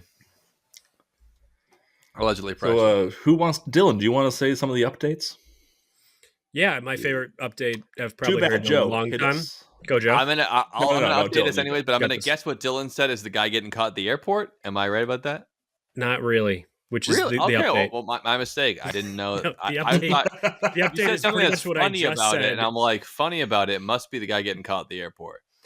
So now, hang on, no. The update is a different form of not really. Is that the two suspects they have partially admitted involvement, and that's why it's funny to me because they're like, partially. Nah. I mean, I'm not saying we weren't there, but Obviously, I'm not saying you I were there. did it, but I'm not saying I didn't do it either. Yeah. And But they're like, the real update is that French President Mr. Macron condemned the robbery. Oh, good. Who would have thought? You know, that would be a crazy. It's so crazy that wouldn't be the move. But I feel like in America right now, it would be based on their political affiliations. They might not condemn the robbery. They may be like, "Hey, they're trying to steal it back for the American people." Like it's just whatever your team is. That's what it is. Luigi Mangione, everyone was like, "Fuck yeah, dude! He fucking killed that guy."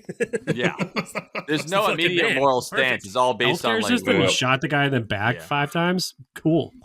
Well, that one I feel like is more morally based because of the amount of suffering the healthcare system caused. I'm more thinking about our president would not immediately condemn a robbery of a museum if it was like a lib museum of like lesbian art. He'd be like, "That's fine. Yeah, no, they should do it." I wish they caught. I wish they took more. It's so funny.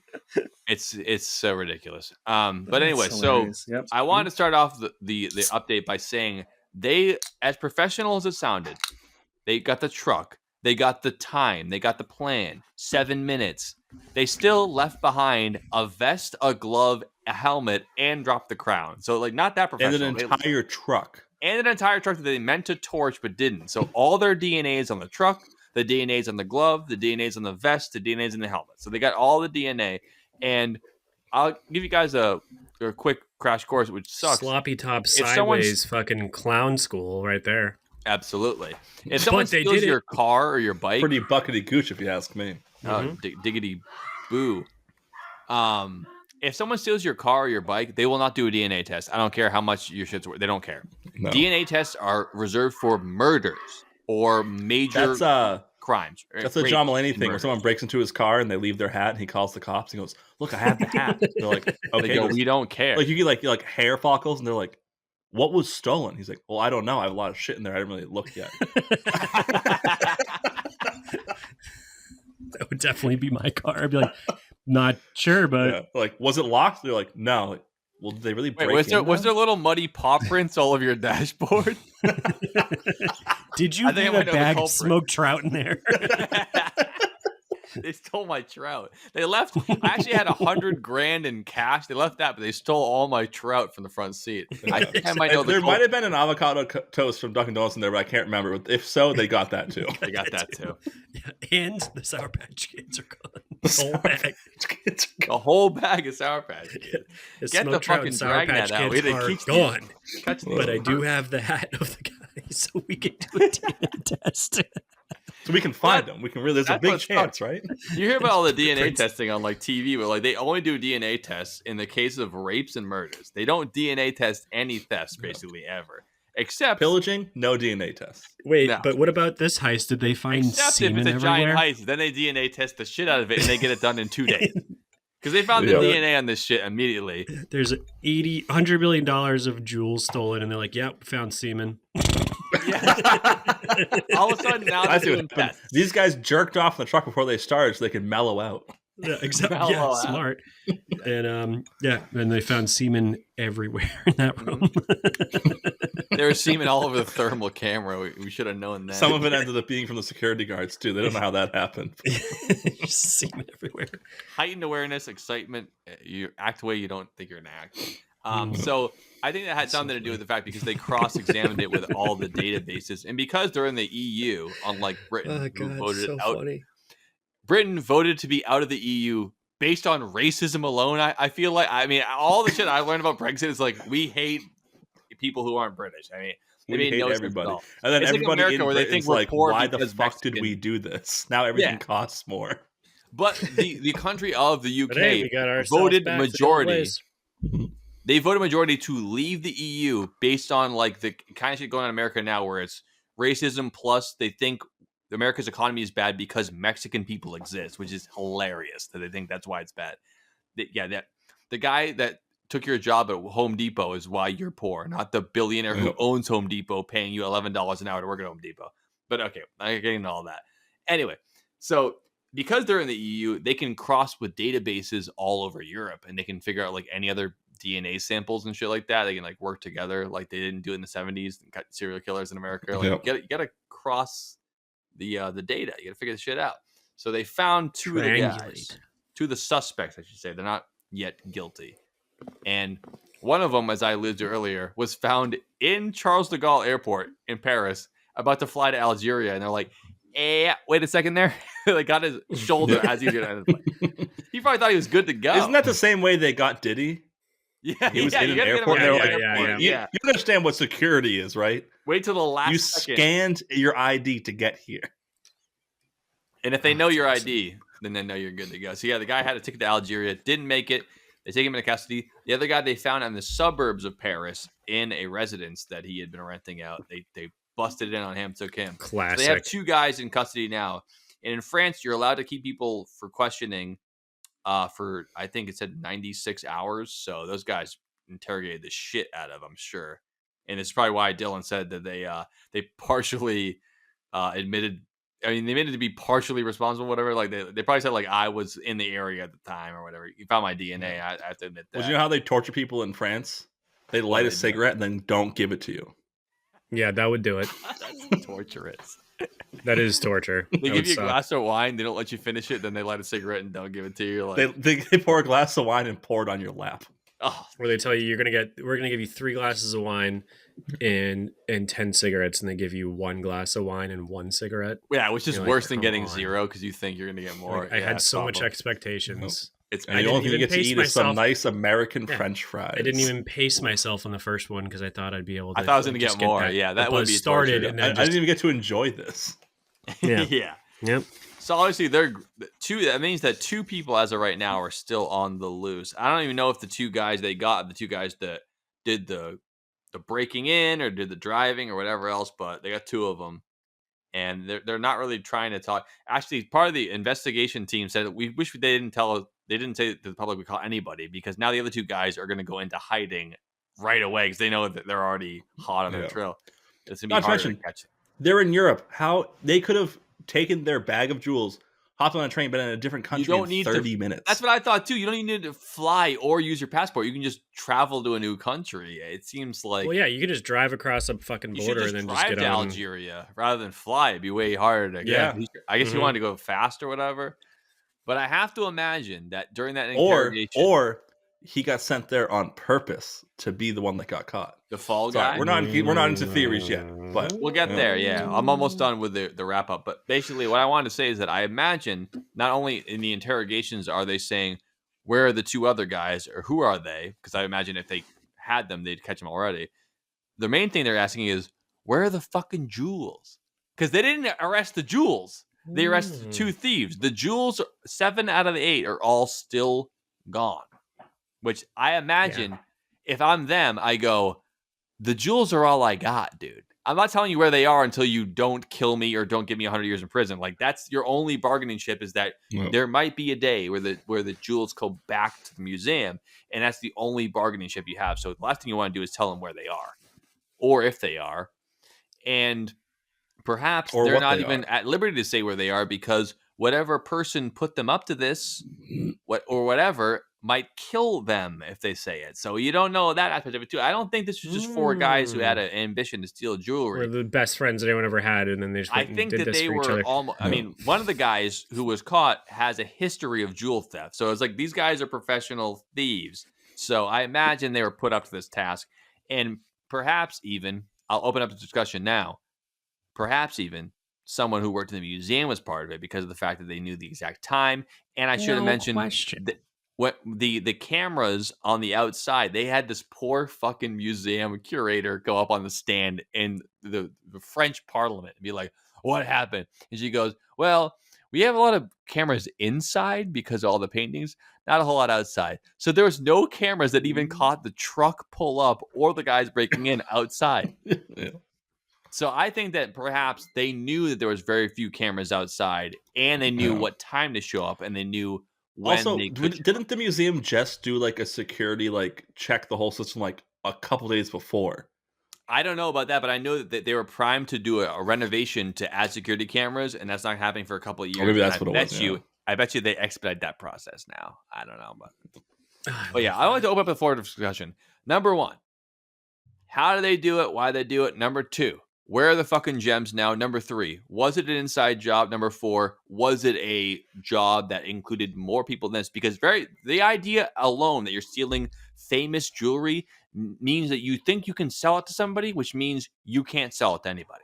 You have to know somebody who's on the black market, selling the pictures to the Saudi Arabian princes, like the Isabella Stewart Gardner Museum shit, where it's like, you have to already know you can get rid of this shit before you steal it, because you can steal the fucking Declaration of Independence, but who are you going to sell it to? Like, you have to already know. No one, because you just want it for the treasure map on the back. Of course. So I have to imagine that there's something larger at play here, but I'd like to know you guys' opinions on it. So we'll take it one at a time. Let's hear it. Any of those questions you want to address? Open discussion. I don't even need to address any of them besides that it's an inside job. These guys are just the fucking pawns. Yeah. And they did it for... terrorist organization, mob, obviously going to the black market. They're all related. Well, that's not an answer if it's anything. Could be terrorists, could be the mob, could be my grandma. Which one do you really I don't have enough information on what's going on in the area besides that there are, none of us have the info. I'm saying let's guess. A lot of terrorist organizations that fund a lot of things and got this type of deal. Some guy wants it. That's a good they way hire to these people who are pros to go and get it for him, and those jewels are long the fuck gone. No matter if they catch these guys or not, they're not in their hands. Right. Think about it this way. Them. I know that. There's 4 guys that break in. I agree. There's definitely more than 4 people involved in this. It's way too... It's as simple as it was to get in. They took months planning this shit. Yeah, it looked simple, but it wasn't. There's the guys on the moped driving away. One of the guys on the back whispers to the guy driving, goes, So let me guess, you got to kill me? He goes, no, I killed the guy with the bus. He goes, what bus? Very good, very good. And then the bus hits him. I would not put it past them for how simple of a robbery it was to get it done. When the crown the fell mastermind off. Could have been one of the people there. Maybe. And they don't even know. They don't know. Could be the guy who was checking the doorway or whatever, who wasn't actually. Do you have any idea whose museum this is? You and your friends are dead. Yeah, I don't know, man. I mean, I don't think they meant to drop the crown. I mean, that's definitely not part of it. I mean, no, that's definitely someone's fucking pissed that crown is not in there. Yeah, that's a huge part of the contract. I imagine if they sign that or whatever. So, Dom, are you in agreement that the jewels they're long gone? Maybe never. I think they're gone. Again? I don't think they're gonna find them. Yeah, I think if they were gonna find them, then they already planned to fail because they shouldn't be anywhere near where they can access them. And if they're smart, the guys who stole it don't even know where they are. Because then they can't torture them and make them say or whatever, or make a deal with them or whatever. But don't forget, we are in Europe, and all their prison sentences are way shorter than anything in America. Shorter, the prisons aren't as bad. Yeah, yeah. If you get one just like really tough motherfucker that can handle some time, like one of the guys was used to robbing jewels. He's probably done prison time. He's been convicted before, so yeah, he has been. He's like, yeah, I'll sit through. What? Probably I don't know what their whole thing is. A year or two for robbing a national establishment. I imagine it'll be. I don't know what it is because of the national shame. It's not going to be life in prison like it would be for the U.S. But no, yeah, they'd execute them in the United States. They try just hide it somewhere, and it's just wait for find it. But over. Yeah, there's no way they didn't already have a buyer. I mean, lined their up. plan wasn't steal it and then question marks. It was steal it, move it. Like they actually had a plan. If they could do all that, it wasn't keep it in your apartment. Figure out how we're going to break these down. How are we going to sell these gems? It's no. Someone wants it for what it is, not because of the gems. Exactly. They want the item. They want not the gems. I mean, because you can steal, like I said before, you can steal jewelry for way easier than you can to steal a crown and crack it open and take all the pieces out of it. Like that's not going to happen like that. No. They want it intact. Which obviously you can't do for a painting. You can't just slice it up in 8 pieces and give it. Well, not to mention they. I haven't. I mean, I don't live in France. I don't know all the things that are going on locally. You don't. Okay. As far as I know, there's no reports of like it being a stolen truck. So someone had the truck. Someone bought the truck. It was a stolen truck. It was a stolen truck. Okay. Yeah. The guy put it up on whatever France's Craigslist and he wanted to sell it. And instead of selling it, they showed up and they stole the truck. So yeah, they did steal it. So yeah, it was a stolen truck. Because that was a big. They were part trying of, to torch it though. They didn't want it to come back to that guy, but because it wasn't burned, they found the guy who he reported stolen. So yeah. Because that was a big part in the Japanese bank heist that we talked about. Where you got to seal the car you're going to use. You can't have it traced. Yeah, you got to steal so there's no trace of you. You're in France. You're in Paris. You're not going to park the truck in a parking lot and just put a tarp over it for 6 months and then take it at a later date. They didn't do that. Yeah, you got to torch that thing. If they did torch the truck, I mean, they're probably already not going to solve it. If they did torch that truck, it'd be zero chance. It'd be even harder, yeah. I think that they were never going to torch the truck to the degree that they weren't going to figure it out. Like, I don't think, because 7 minutes in the middle of Paris, I don't think it's enough time to really torch a car. Like, people try to torch cars all the time for murders, and they never torch it enough. They always figure out where it came from. So, like, I don't think it's almost like a lot of it's metal and doesn't burn. Yeah, I think the only chance that they would have had to torch it would be to burn the seats and all the hair that they left in the car for DNA. The one thing, the one advantage they didn't have, like cinders, to be like, who knows where it came from? It's a mystery. Like, they would have always found where the truck came from, I think. Yeah. The one thing they would have going for them in torching that truck is when hydraulic oil gets hot and that shit lights. Yeah, it fucking burns. Right, because it's not just like gasoline burns the too. Lift ladder thing. Yeah, it doesn't just burn. The oil will burn and still be oil. Ooh, yeah. So it'll stick to shit and sit there and really fucking burn. Yeah, I don't know why I didn't have any data on like why it didn't burn. I mean, I think they just ran out of time. They're like, let's get the fuck out of here. It sounds like they didn't douse it and light something. They probably didn't even try. They had the stuff, but they didn't have the chance to actually try. Let's just fucking look at at this point. It gives a fuck. Let's get out of here. But I don't know. Yeah. But yeah, I don't know. I think I think the jewels aren't coming back, and the only way they are coming back is if the guys know where it is and they can negotiate like from 20 to like 5 years in prison. Be like, all right, we'll give it back. Yeah, just have that or whatever. Otherwise, I mean, what is the impetus to returning them? You're already the hard part's done, getting them. So now, why would you give them back at this point? And whoever, and I do think that they didn't. This wasn't 4 guys being like, "Wouldn't this be cute? We could get rich." I think it was like they were put up to it by somebody who was like, "Hey, I know a guy. He lives in probably the Middle East, and he wants to buy this shit, and he will buy it from you. But you just got to do that. Let's leave it outside of it or whatever." Which brings the point. Do you think someone approached them saying like, "I want these earrings, this brooch, this tiara," or they're like, "Get me $100 million worth of jewels," and they're like, "All right, well, we know from another friend that we can get into the Louvre pretty easily." Yeah, I think also certainly they know someone who works there because they knew the exact security protocols and the shift and like what time to show up and all that stuff. And I guess you could know that from like research or whatever, but not to the degree that they knew it. They even brought the thermal towel to put over the sensor, knowing it would be there. Did we talk about what is a thermal towel? Does it just block the heat? Is that all it does? I think it's just like Mylar or something, is my guess. Yeah, it's just like a heat blocker thing. Yeah. Mm-hmm. Which is probably used to like keep you warm, not to like block cameras, but like it works for that too. If it's gonna be a thermal towel or whatever. But yeah, I think almost certainly. I don't even think it was like get us $100 million, Julia. I think it was like get us those exact things, and they're like, we know where they like. They're probably like, I mean, you can walk in there, you pay like $30 for a ticket. You can walk in, you can see the exact case of glass that you're looking at. They go get us that. Like again, they walked by multiple sets of jewelry to get those. If they were already in there, they could have done 12 minutes. They could have gotten all of them, but they got the exact. I could have swiped everything if we were maximizing things. Someone wanted exactly what that was. I think they ordered like that's true. They could have sent one more person up there and almost doubled their take, but they didn't. Yeah, I think someone just again Middle Eastern prince who wants it for his fucking gym private collection. Is just sit there. Yeah, I think what it is, it's some fucking rich asshole in the underground who wanted. They didn't want $1 million worth of diamonds. They wanted the crown jewels of France. And that is the craziest shit. I have enough money and I don't care about anything and no one will ever touch me. I want this exact thing that I can only show to like maybe 20, 30 people ever, but that's all I need. Yeah. And also I can go to sleep at night knowing I have the thing that I wanted to have. Like it's like a guy like checking out his new Hummer being like, yeah, those are the the earrings that Napoleon's girlfriend wore or whatever the fuck. Sick.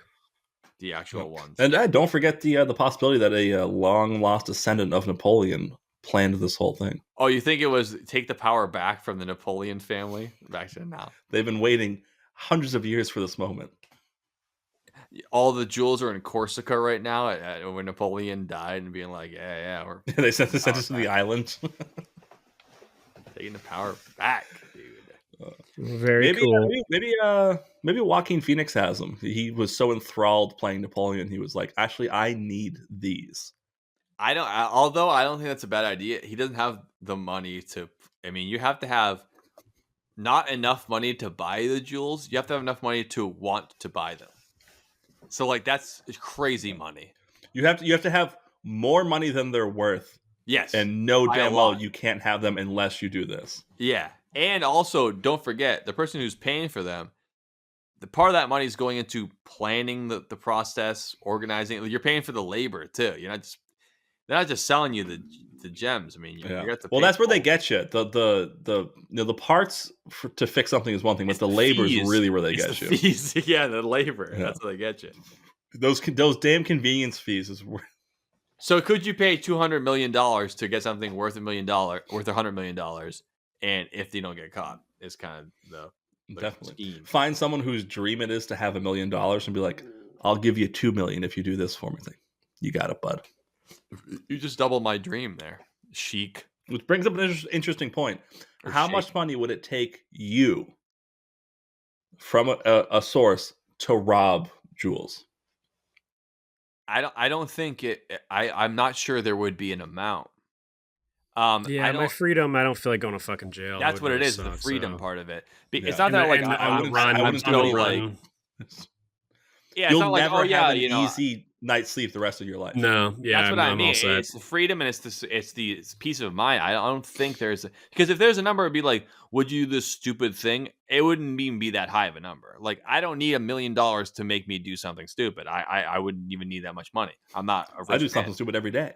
Yeah, but how much would it be to rob the Louvre? It'd be like, I can't. There's no amount of money because although there might be globally I'll give you $1 $1 trillion. I'll be like, I'll never spend that money. I'll never see that money. I'll see the inside of a French person's life. It ain't worth it, man.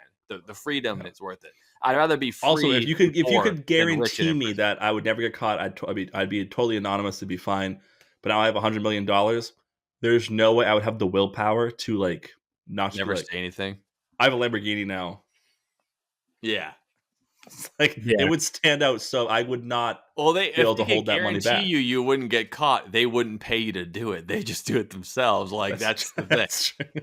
You can't. There's no guarantee ever. That's why you get paid. That's why they're worth that much in the first place. Or whatever. It's not just because Napoleon's wife. And I think what they should have done, if they were already there, have the third guy rob the panty room because that's really light. You can put them all in one bag, and then you can sell them all over the world, and then you can't trace them. Well, there's no DNA testing from 1895. That brings up a whole other theory. Maybe that did happen, and they're too embarrassed to mention the panty room. So they just mentioned the jewels. Maybe. When I first heard 4 French guys go in and take jewels, I was like, this sounds like my kind of guys because I love a good jewel. But then I saw think that's on my internet history. That's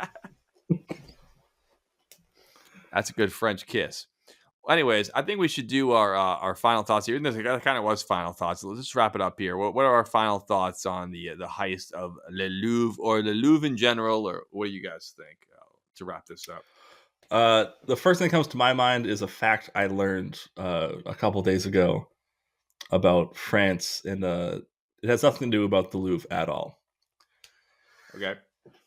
Because why not? That's what we do on this fine show. And now that I'm looking over my shoulder, there is a chance. Is Wallace wearing one of the crowns? Was he involved in this? Even if he was, you couldn't prove it. I'm not sure. That's the beauty of stolen art.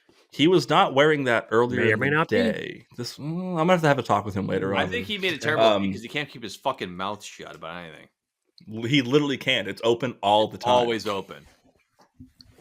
With arms wide open. No, even though France is known for being a bunch of weaklings that lose wars, they actually have the best war record out of all of Europe. I know. They've won all more, that's based on They've World won War more II. battles than any other European country. Yeah. We've been propagandized in the United States to think that France is gay and they're weak and they give up. They gave up against the German war machine when they weren't even ready to fight. I'm not saying it was an honorable thing, but the idea that France's entire war record is World War II, they fought in hundreds of wars and they won a shit ton of them. Napoleon conquered Europe like 50 years before that. It wasn't even that long ago. Yeah. Just forget about that altogether. He was very good.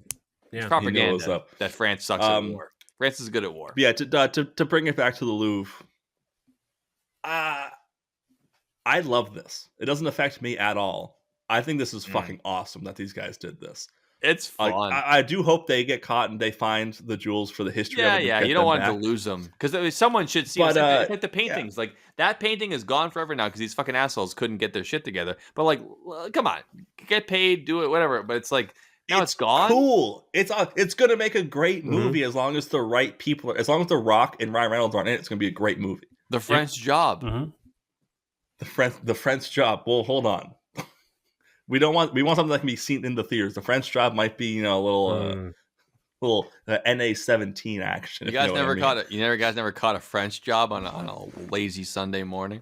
Yeah, French Job starring the French tickler. A French Job. But yeah, those are my final thoughts. It sucks that they're stolen. Dylan, he's looking at Urban the jewels get back. What that is now. But I love that this happened, not just because it gives us something to talk about. When I saw the headline, I was like, oh hell yeah, this is going to be so cool to read about and see what happens. It's something that really brings the world together while it tears apart one city internally. Yeah, I think it's ultimately worth it for the bit. Like, it just is. Definitely. I'll share mine now. The first thing, just because it's compounding on what Dom said. I went and looked up Urban Dictionary French job. This is related. I called it. As soon as Dylan sat up and he started typing, he's going to look up French job Urban Dictionary. Yeah, it's not a thing, but the French twiddler. The French twiddler is twiddler. And the French catheter. Which one should I just read real quick? Both. Both, yeah. All right, we'll do the catheter. Start with first. the catheter. Okay, the French catheter. While getting a BJ from someone with a stoma, you put your finger over the stoma to increase the suction. Oh, it's just is the stoma the hole in the neck? It's the hole in the neck. Yeah. Yes. Yeah, it's just always fake. They make it up and never happened once in the world. No, I'm sure it's happened. Yeah, but they didn't write French about twiddler. The person who wrote it didn't do that. One guy did it in the year 1967. And hey, when I made up the Inside the Park home run, it's not because it happened to me. It did happen to somebody. And all right, the French twiddler is a hand job where the person given the hand job uses their tongue as part of the act. So it differs from blowjob because there is no sucking involved. It's only tongue. French twiddler, just the occasional use of the touch for licking. Of the tongue for licking. Oh, so it's not like this. It's a hand job. Yeah, it's a hand job with occasional. It's just tongue. a hand job with gotcha. extra. Don't do it when it's cold. Sense. Your tongue gets stuck on that thing. No, that makes sense. And then what I think about the heist is also pretty much what everyone else said, but it is because. But real quick, Dylan, while we're still on the hand job, yes. I'm sorry, I had to ask you this. Yeah. Have you guys ever been with a girl who lifted her hand and then licked her hand and then went to town there?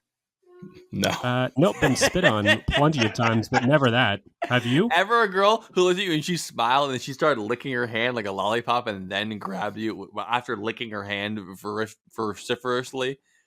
This is something you've experienced? Yeah, I would have brought it up. Oh, I love that. She literally was like, "Oh, here we go," and went on her hand, and then grabbed my stuff there.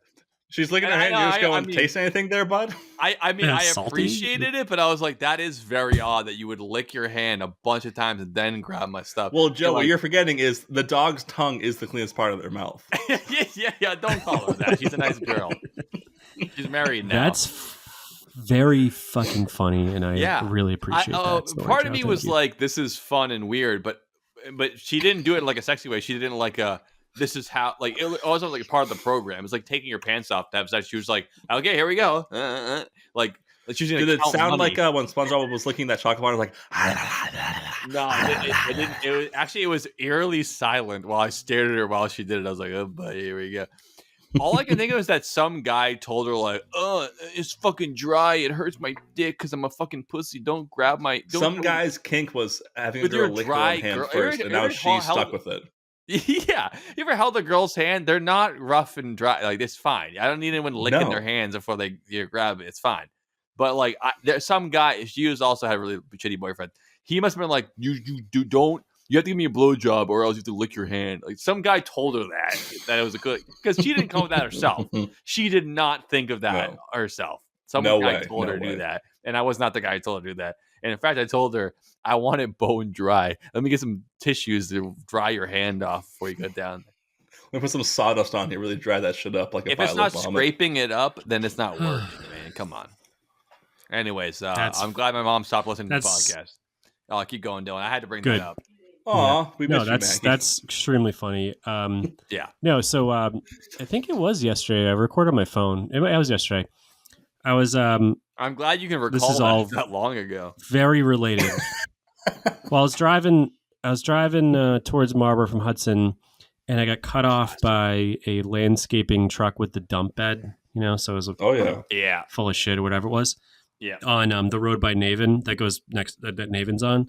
And this thing was accelerating from 0 to 20 in probably 14 minutes. Nice. And I was like, what the fuck is going on with this thing? It was going up the hill? So I'm like kind of getting pissed going up the hill. Yeah. And I'm like, it doesn't have a trailer. I was just getting pissed. Yeah. And then I was like, what's that sound? And I realized, and I was like, oh my God, this thing's transmission is going to fucking explode any second. I'm so excited. Oh yeah, it sounded like that. Then I realized it wasn't the transmission because flames and sparks are shooting out of the exhaust, and it's a gas non-turbo gasoline Ford, and the exhaust is like right by the license plate, kind of down, and it is sparks and flames are shooting out, and it sounds. I have the video. It sounds like send the video. Just people in a fucking anger room where they just throw fucking pots and pans at fucking walls. It sounds like plates shattering and shit. Oh, just like everything else. Like, this is the best thing that could have happened right now. I was so bored. So I'm right behind him. I'm like, I'm not leaving until this thing blows up. Like, I'm gonna follow this guy to fucking Rhode Island. I don't care. I'm like, I need some. I need to see this. I need some excitement today. So it's the same thing as on hopes and dreams. Yeah, so it's the same thing as watching the Louvre Heist. I'd be like, oh, where's the popcorn? Oh, it's in my fucking bed ball sack. Besides that, it's. I agree. I would have, if I was there, I'd be like, oh, it's so scary. I'd be like, are you kidding me? They're holding angle grinders and they're robbing. I would have loved to be there that day. I'd be like, this is the best fucking I would have been like, oh, this is so exciting. How I was cool there is this? for the fucking heist, dude. Yeah, and I followed that truck an extra 5 miles until it turned into turned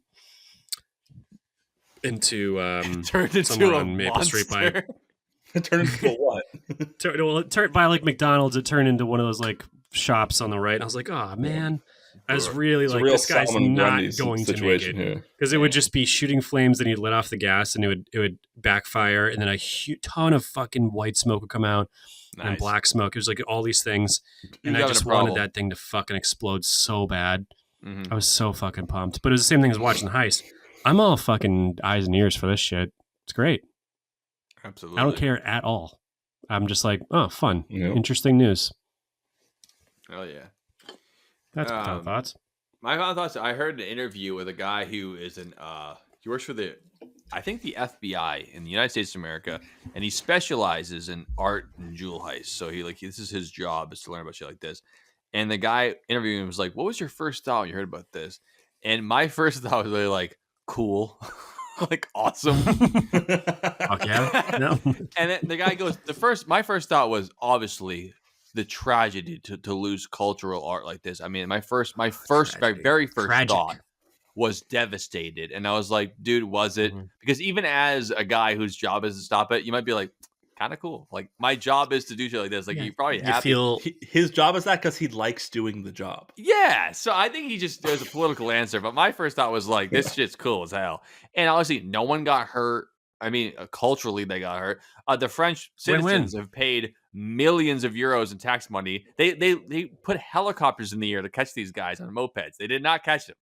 So, like, it cost millions of dollars. There's 100 investigators on the case right now. So, like, it's costing the French people a lot of money to do this bullshit. Yep. But I think ultimately it's cool and fun. And I would be whatever but taxpayer dollars anyway.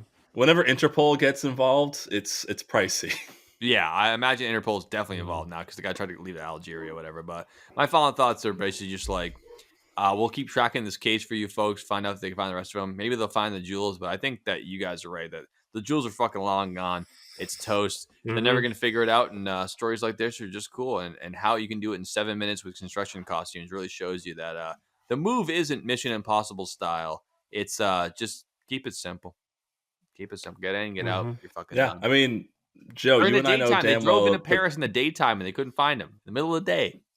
They just left the most popular and biggest museum in the world. Couldn't find him. The cops were called while they were leaving, and they still couldn't find him. So I was like, "Yeah, what are you gonna do?" Yeah, they won. They won. I think they won. Even if they lose now, they still won to prove you can do it. So there you have it. Awesome. So before we bid you adieu, I wanted to say it's so good to be back on the pod with you guys. We got to lock it in, lock down, lights up Guerrilla Radio for doing the podcast, because I feel like we almost lost the podcast, honestly. It was a fucking month we're not doing it. Got close. It did get close. It really, I can feel it slipping away when we don't do it that much. And this is as much to blame for me, because I was like, honestly, 2 weeks ago when we didn't do it, I was like, sick. I don't even want to edit right now. I just want to play video games. But I'm glad we're back on it. Let's keep it going. And I was talking to Dom last night about this, Dylan. I don't think we should plan out episode 125 to do at Dom's house. We should just do whenever Dylan can go. That's when we do it.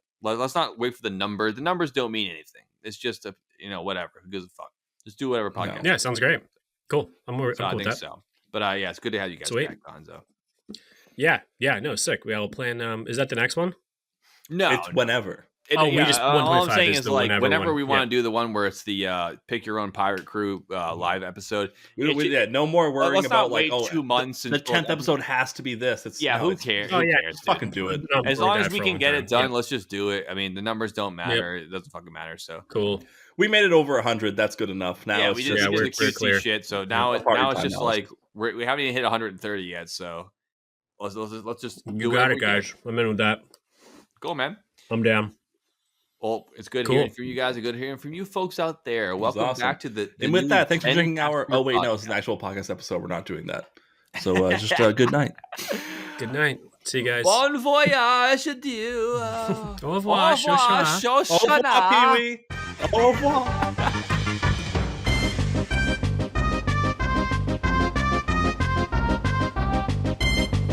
Say you're Osama bin Laden's son, who exists. Osama bin Laden's son? Bin Laden.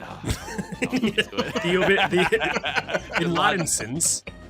When they were driving away on the scooters, they dropped the fucking crown. They found the fucking famous crown on the sidewalk. It had fallen off. Likely the thing they wanted to keep the most. I would think so, but it was on the ground. Like, get that bag up, dude. Why is the crown falling? What did he wear it on his head? It fell off. Well, you know how they torture people in France? They light a cigarette and then don't give it to you. Yeah, that would do it. That's torturous. That is torture. Unfortunately, Except I know. You're like, I'm going to turn left at the Eiffel Tower, and then you're like, I'm underground in a tunnel. I don't. Yeah, you can't see the tower. Anywhere. You forget that the Eiffel Tower extends thousands of feet into the ground and it holds the Earth together. Oh, does it? It's like a glacier. You only see the top part. Oh, it's like no. It's no. It's like the thing from Papa Gino's Pizza. Yeah, the thing that keeps the pizza. Oh, that keeps the white thing cardboard from touching the pizza. If they're cutting corners on the box, what is their sauce like? Yeah, let's talk about sauce. France has some sauce, dude.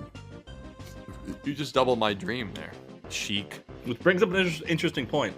Naked man sitting there laying down on it. Laying down naked in the sauna, Naked on the thing. It's just, like... Yeah, I had a similar experience the other day. I was at a restaurant, and I thought it'd be so funny to pretend to be gay, and I made out with the bartender, and he sucked my dick. It was a good prank I played on myself. It's a funny joke, dude, yeah. So, in the sauna, it's not like space. In the sauna, everyone can hear you come. And scream. Angry women and... I think it's Lynn Saugus. Oh, shocker. It could be a puckwudgie. Were they actual humans that got in this fight? It was probably They definitely are, yeah, no. If it was Hillary Clinton or... Frank Sinatra. No, Frank Sinatra's son got kidnapped. He didn't pay it either? Do anything about it. Dude, that happened to John Paul Getty and his grandkids. And they kidnapped the kids, and he was like, how much do they want? And they're like, I don't know, $1 million. He goes, nah, fucking kill him. And the guy had like $1 billion. That would definitely be my car. I'd be like, not sure, but like, was it locked? They're like, no. Like, well, did they really break was there little muddy paw prints all over your dashboard? Did you leave a bag of smoked trout in there? It's like the douchiest fucking thing I've eard in my entire life. All the best art came from dudes who fucking stuck their head in the oven at the end.